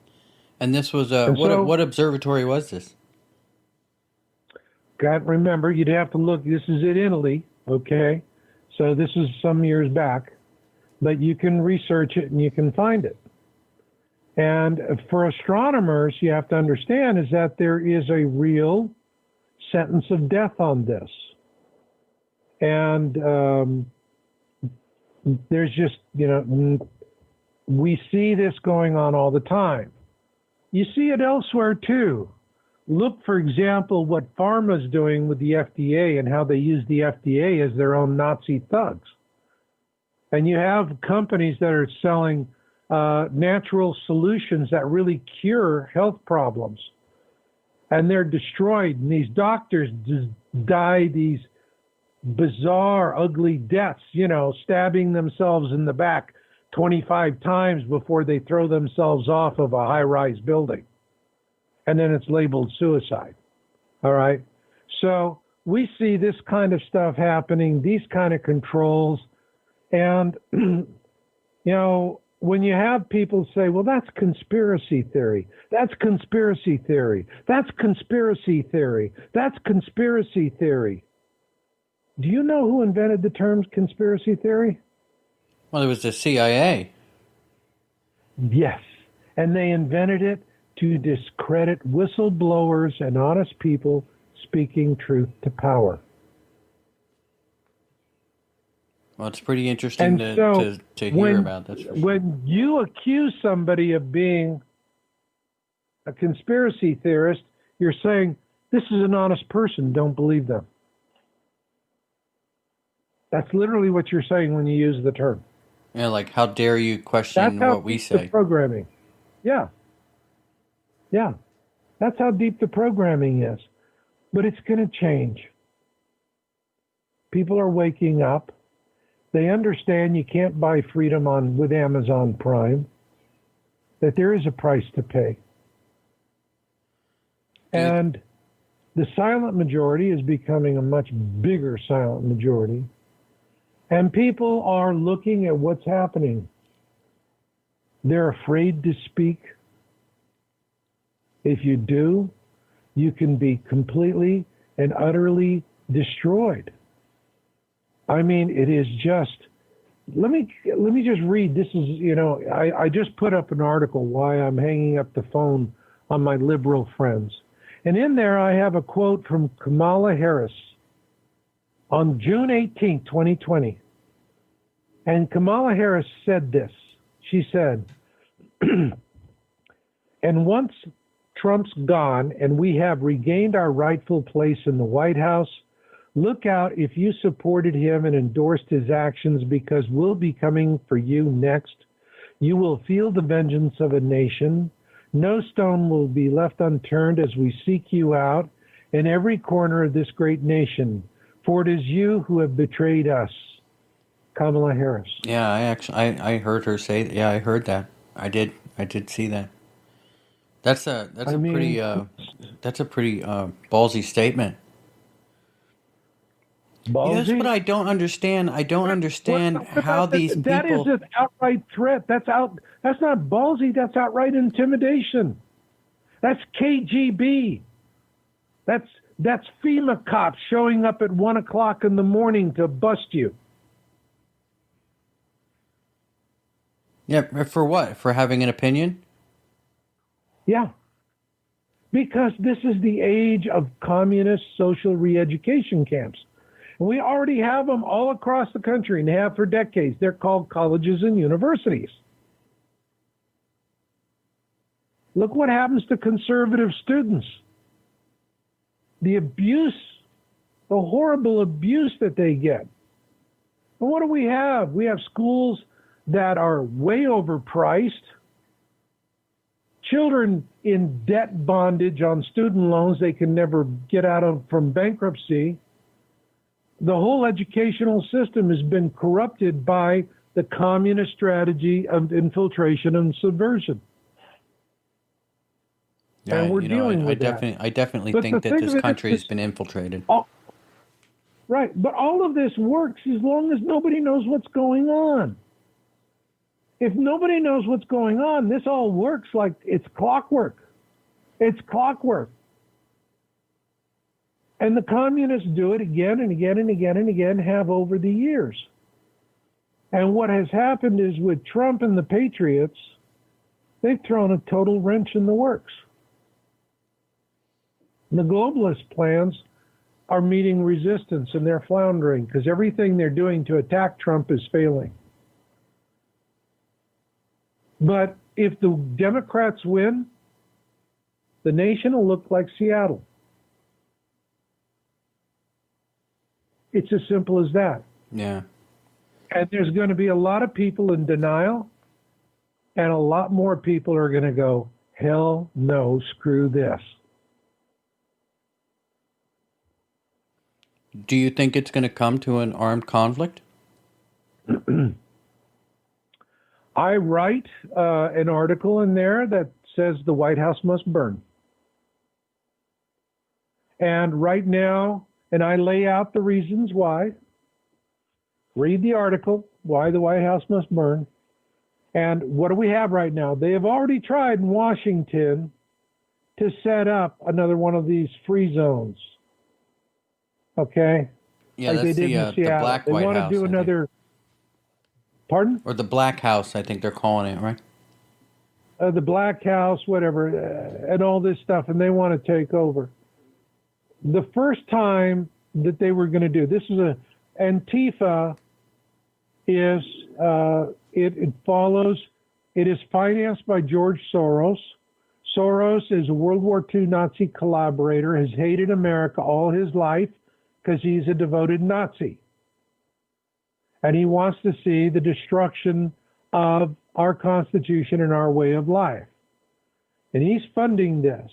And what they did was they started building up for the first main confrontation, and Q actually undermined and prevented the attack because the Patriots they own the underverse. The globalists created this system of spying on us with the NSA, and now Trump and the Patriots have the key to the kingdom. They own the system. And guess what, kiddies? ISA works both ways. Yeah, yeah.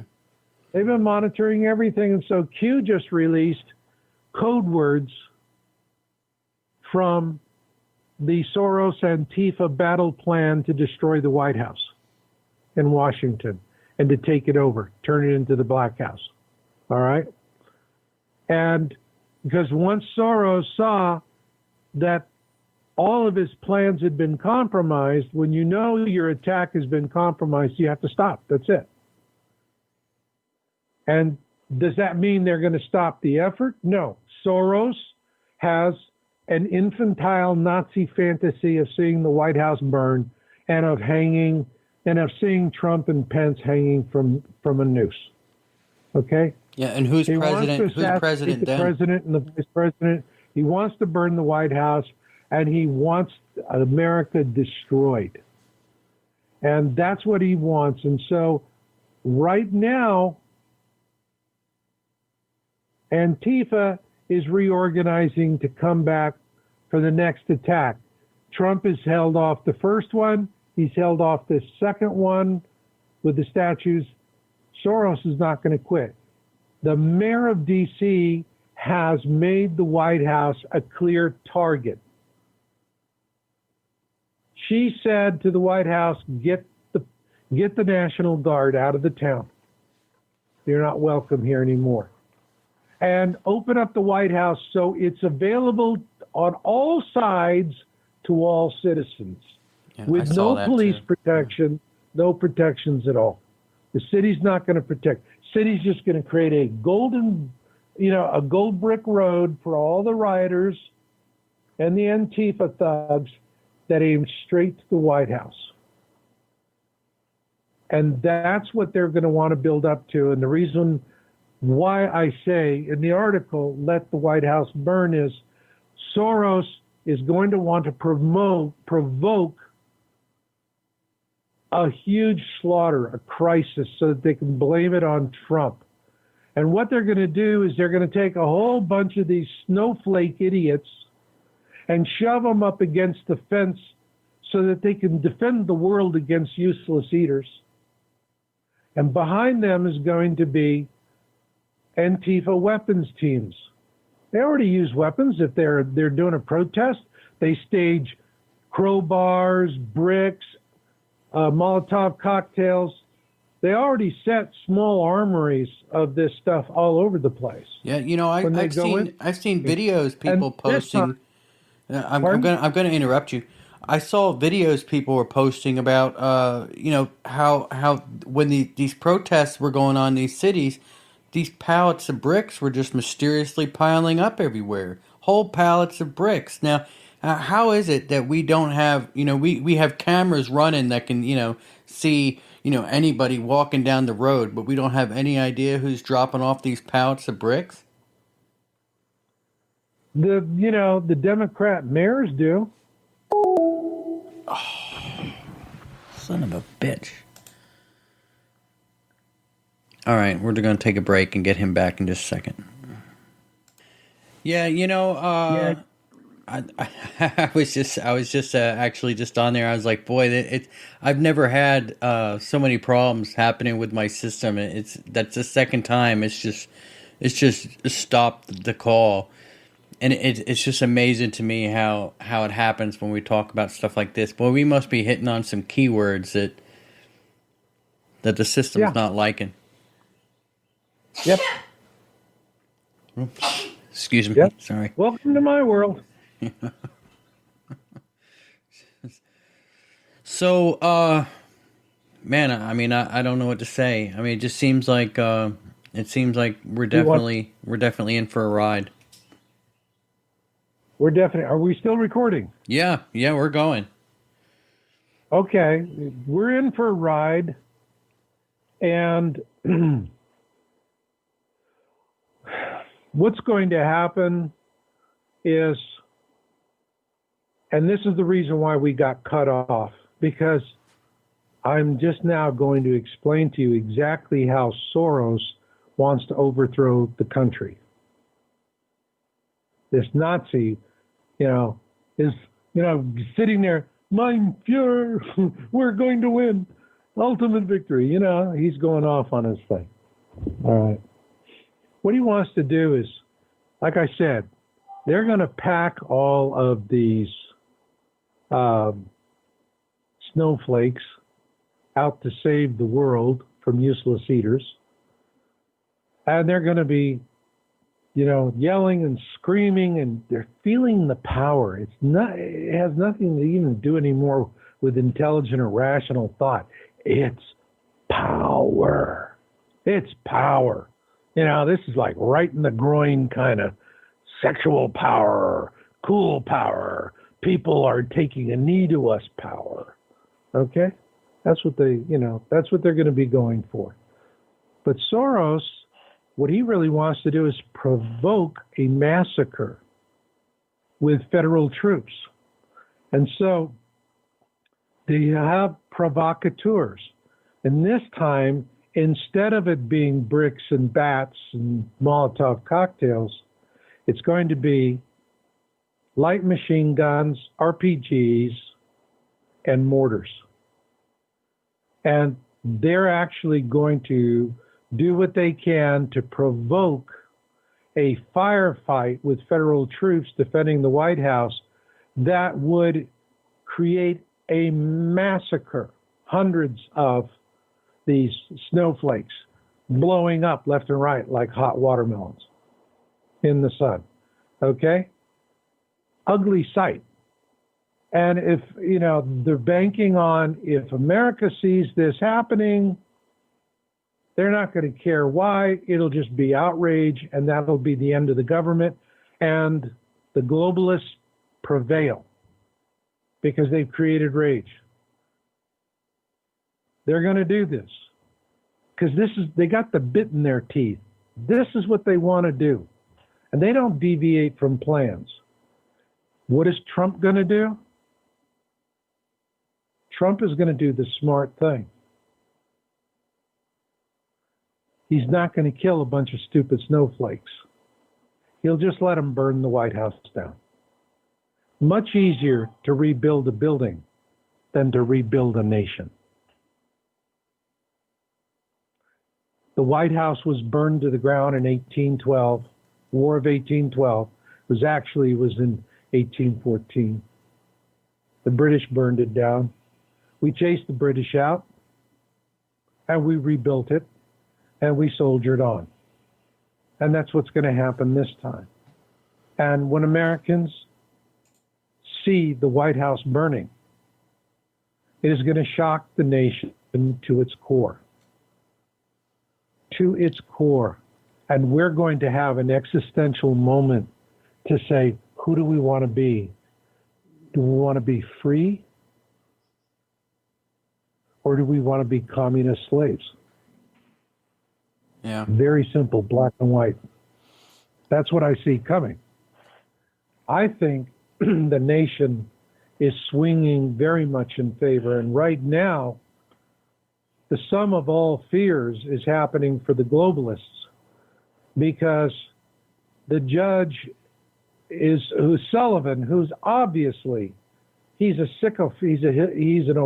Obama sycophant, and Obama, picked up the phone, called this guy, said, hey, drag this out, stall, buy time. Let me see what we can do to shut this down. Flynn is their nightmare. It's the reason why they went after Flynn before they even went after anyone else. Because Flynn knows where the bodies are buried. He knows where the closets are, and he knows who has the keys. That's why they want to shut him down. And once this case is finally dismissed, no more gag order. And that is when Flynn is going to come forward, and it's just going to be gut-wrenching. Just absolutely gut-wrenching. He will be the Punisher. And then, things are going to change. But it's also, it's not where we're prevailing and we know it's going to be better. All this is going to do with the deep state is going to take such a heavy hit that they're going to do something violent and extreme, because starting war, and that's what they want to do. They're going to want to provoke a war, get us into a war with North Korea, get us into a war somewhere else. Wars are a great way to paper over all kinds of sins.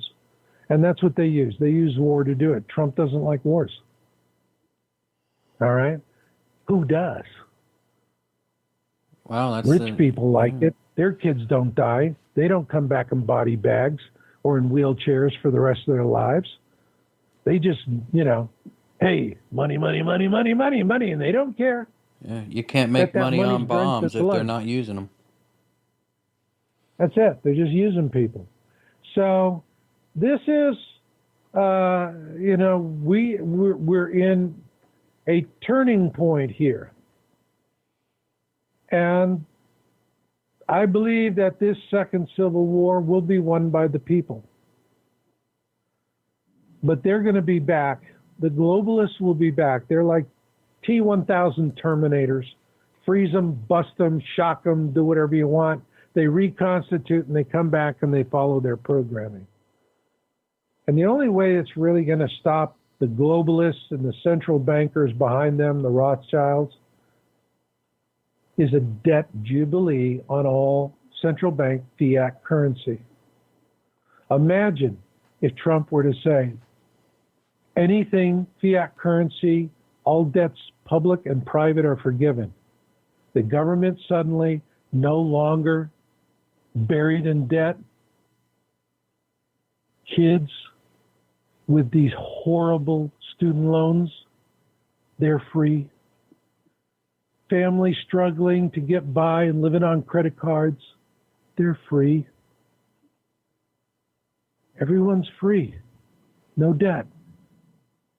And they'll replace it with the currency backed in gold, and we will never borrow money at interest from anyone ever again. Gold and a jubilee will be a double shotgun blast that will end it once and for all. Anything short of that, they will reform, they will come back, and the future generation will have to deal with it. Well, something that happened that nobody really talks about is that Donald Trump has taken control of the Fed, hasn't he? Absolutely. With And the emergency order. I mean, it's the Treasury has taken that in now, I think. that's right. See, up to now, the Federal Reserve, a lot of people think it's an official, part of the government. It's not. Yeah, The Federal Reserve is a privately owned corporation, and it is held by bankers in the Crown. The Crown is a sovereign state within the City of London. It's like Vatican City, or even like Washington, D.C. All right. And so it's a city state. You have 3 city states. And you have the Vatican city state, you have the Crown city state, and then you have here in Washington, D.C. District of Columbia is another city state. And what Trump has done is he has completely undermined one leg. And once you undermine it, it's like a 3-legged stool. It's not gonna be so stable. It's gonna start to topple. So a lot of governments are probably watching and waiting on the sideline. They want to see how things go, what America is going to do with this. But and there are people, oh man, Trump it's bull and he's not going to do anything, and no. And again, that's people thinking at the speed of consumers, instant gratification. Oh, that's good. Click. I get it with Prime. Done deal. Buy it.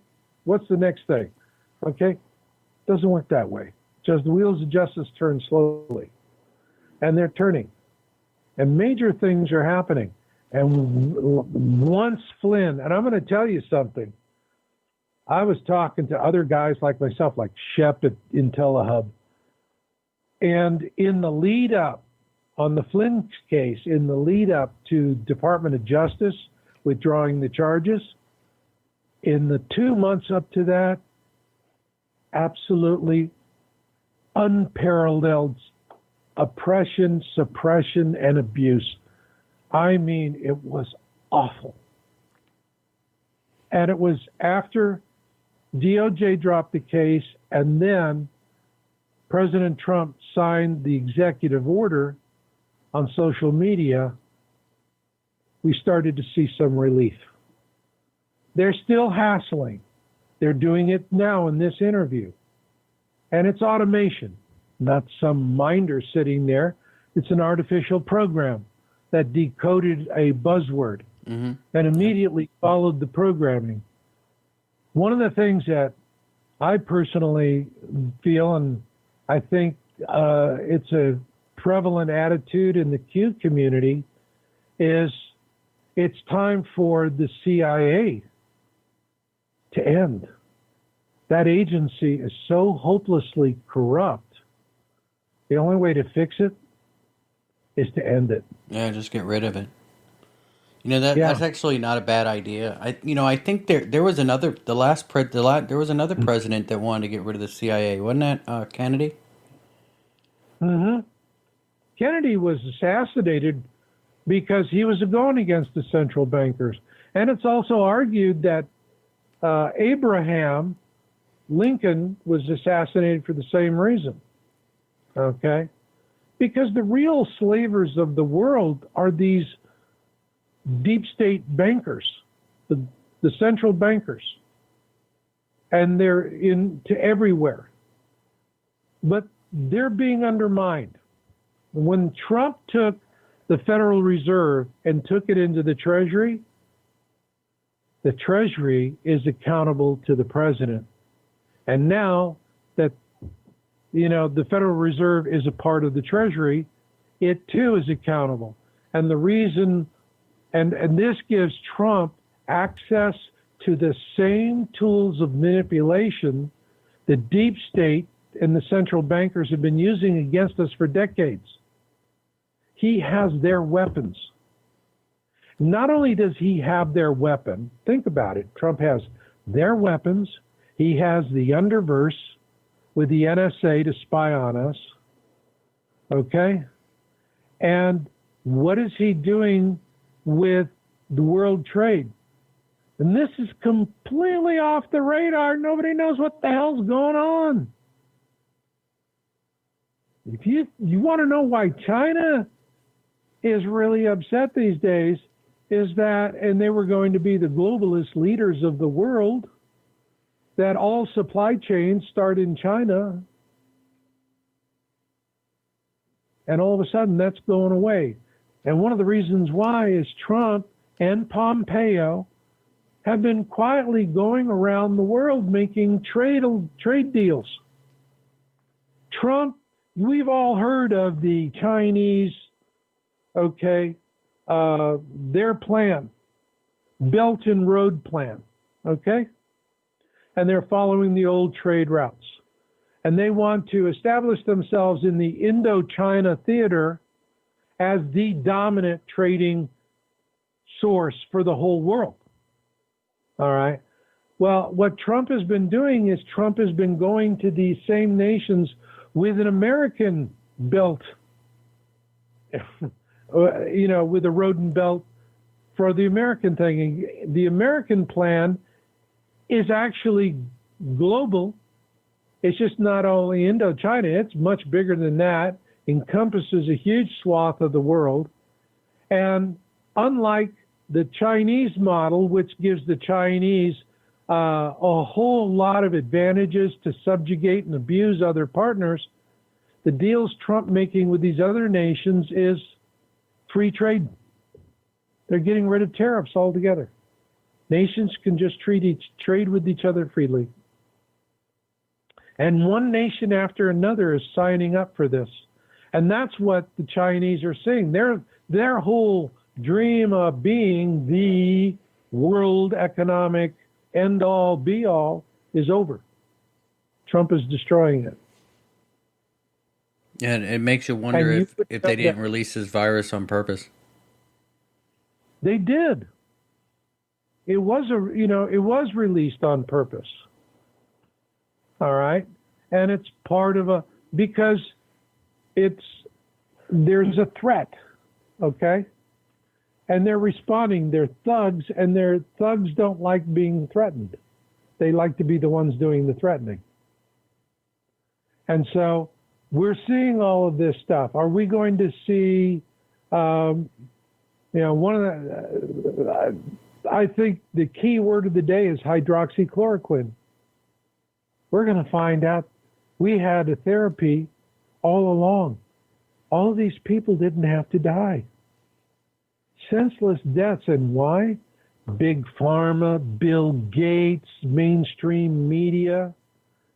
They were all panning it and saying, bad, bad, evil, evil, evil. Been out there for 50 years. I have a goddaughter who had to take it for 2 years. I asked her, I said, what's it like to take? Are there side effects? She says, no, it's like taking an aspirin, a baby aspirin, actually. is what she said. Well, I'm sure, And like yet, any medicine, it has a side effect to a small percentage of the people, I'm sure. it has a side effect. If you are taking the drug for a period of 5 years or more, every day, steadily, you do run a risk of loss of vision. But you've got to take it every day. Maximum dose for 5 years. So if you're giving it to somebody for 5 days, I mean, it's like, oh my gosh, hey, if you swallow a whole bottle of baby aspirin, that's going to whack you. All right. So you have to be practical about this thing. And people are going to learn that there was a lot of people died needless deaths. We had something, and it was suppressed by the media. The media is going to be pummeled on this, along with many other issues. But the mainstream media is just going to be totally pummeled on this because they enabled murder. There's no other way. It's not unfortunate deaths. Oh, they're seniors. They only had a little time left. So, hey, what the big deal? It's all moral equivalency. Now, if your grandmother or your parent died alone when you could have been there to hold his or her hand, people don't forget something like that. Not when they've been lied to with this absolute malevolent suppression of hydroxychloroquine. But there's also going to be more drugs that are going to come out. And we're also going to start learning other things. I think this is going to blow the lid on immunizations. In Africa, there are a lot of people that want Bill Gates arrested and hung. Yeah. He went in there to Africa to say, I want to save a whole lot of people. They killed many, many, many, many more people in Africa with the immunizations that they gave them than the numbers of people who were dying from the disease they were being immunized against. Gates went out there and slaughtered people. Yeah, and what Start coming out. What professional doctor diploma does Gates have? I mean, isn't he? He just created a computer program. Like, how is he an expert on medical? I don't understand how that's. You know what I Hey, mean? it's the golden rule. He who has the gold makes the rules. I just don't understand how Bill Gates can. They have the money. They have the money to do it. That's all you have to understand. If you want to spread lies, kill people, do whatever, and you've got a lot of money and you got a lot of pull, you can do it. You can do it. Because for a lot of years now, our American government has been up for sale. And that's what really pisses the globalists more than anything else. They bought a government and they damn well expect that government to stay bought, and Trump's not playing along. And that's it in a nutshell. Yeah, it's definitely going to be interesting. I guess what comes next. I just have a feeling that we're just going to see one big event after another until November. And I agree with you. I think you have a good assessment. Because they're desperate. What they have to do is fight for the globalists right now, their number one weapon system is the mainstream media. All right. Now I'm saying this as I said, I was with CNN when Turner was running it from 86 to 88. And I remember it being a lean, mean news machine. It was the honor of my life to be involved. We did fantastic journalism. It was investigative journalism. Today, what I see is Invasion of the Body Snatchers Part 2. And 4 o'clock in the morning, the pods open, and out come the zombie reporters, and they all sound alike. And that's what I see with the mainstream media. These, zombie reporters who wouldn't know truth if it bit them in the butt. And any reporting that they're doing is halfway objective. I think is more people just trying to figure out how to cover their butt because they know a reckoning is going to come. A reckoning is going to come. And then a lot of these major household names are not going to be major household names anymore. Well, if it turns out that they're working with China to overthrow the U.S. Constitution, I mean that's treason. Absolutely. The same And with the media. And the media has been co-opted, but there's also new media that's coming out. I'm seeing a whole new, in the last year in particularly, I'm seeing One American News, Epoch Times. I'm seeing a lot of individual, independent sources. I never go to mainstream media. It's why? I know it's propaganda and lies. I don't have time to read propaganda and lies, watch their broadcasts. Don Lemon with his, oh my God, it couldn't be any worse than this, and all of the, twisted agony on his face. I think Don Lemon must get up for an hour every morning and practice his agonized look in the mirror. So outrageous. If I were to, for Don Lemon, I have one message. Remember what your mom said. You keep doing that, you'll go blind. Yeah, well, I remember Cuomo was up on TV and I seen this clip where he was like, "Tell me where it says protesters need to be peaceful," and it's like, the right of protesters to peacefully assemble. It's right in the Constitution of the United States. Did you not read that? It's like, wait a minute, like apparently not. But the thing of it is there's going to be, in Seattle right now, the summer of love. It didn't work out that way, huh? 3 shootings, somebody dead. And one of the Antifa rioters wants to sue the police for not coming in time. Figure it. Yeah, good luck with that. But I'll tell you, what's happening now is property owners and businesses are starting to file lawsuits against the city of Seattle.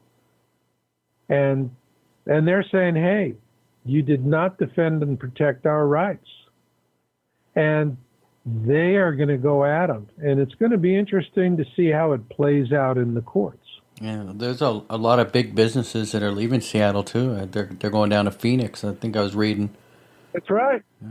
That's right. They're going Phoenix and elsewhere. They're, you're seeing, for example, in North Carolina, they lost how many millions and millions of dollars were lost because a Democrat chases it off and says, no, we're gonna declare it a COVID site and shut it down or something like that. Excuse me. So what are they going to do? They're going to have the business meeting for the party as they planned and fully compliant with the nonsense.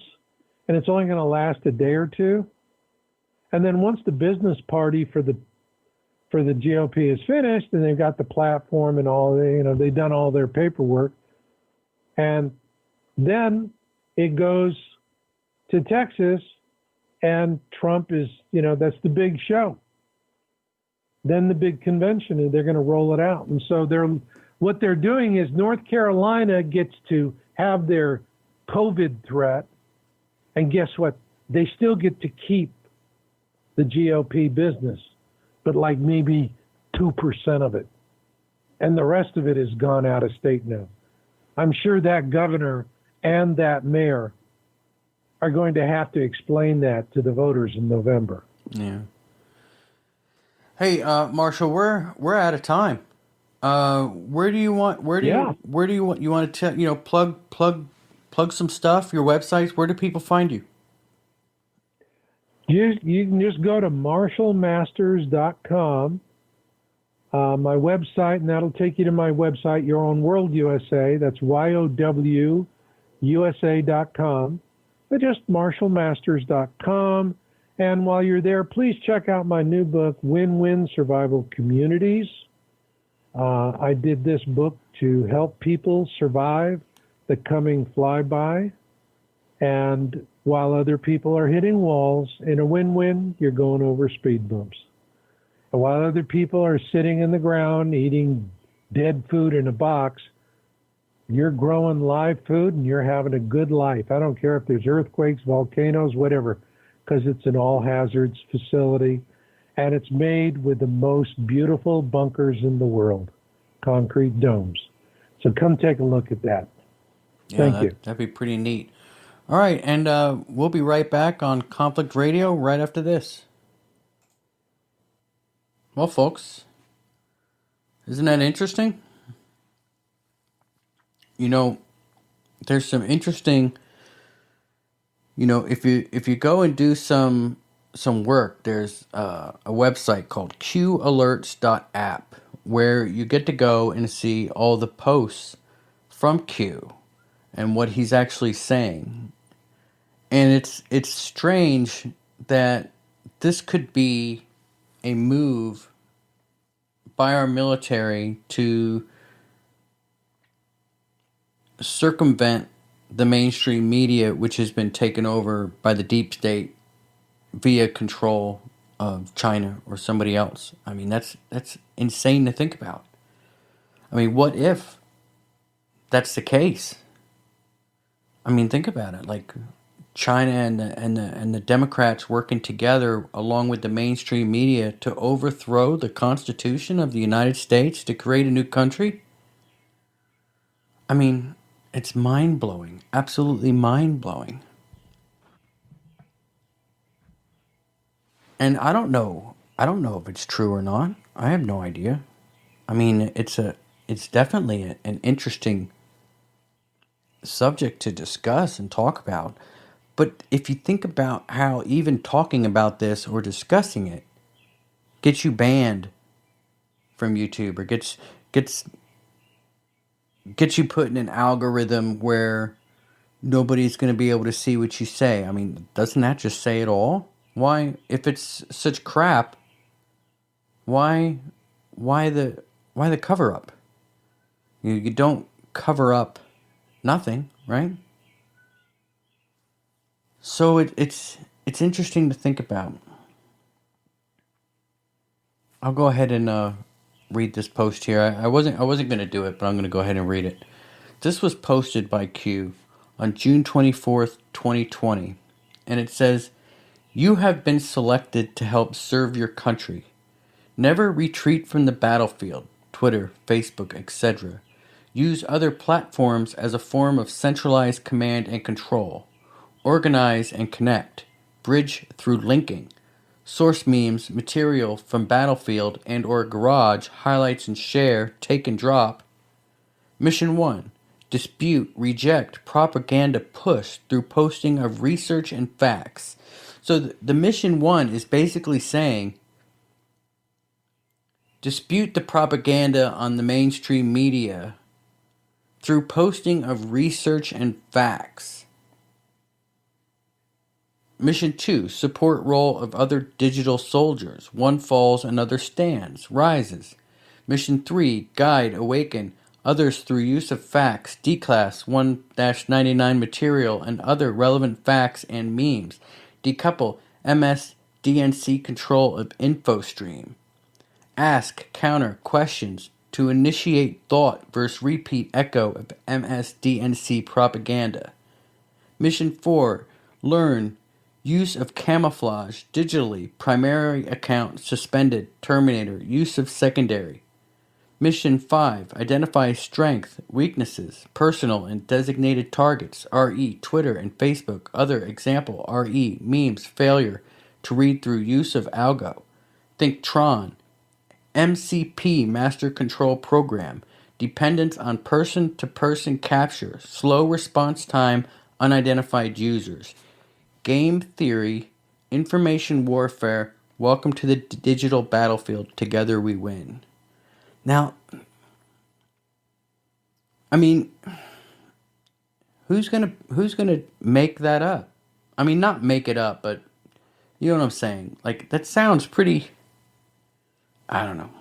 I don't even know if I'll put this outro on there, but honestly, I don't care. It's interesting to look at. It's interesting. You know, there's a lot of interesting things out there, and the facts are that we need to keep our minds open to different possibilities that we might not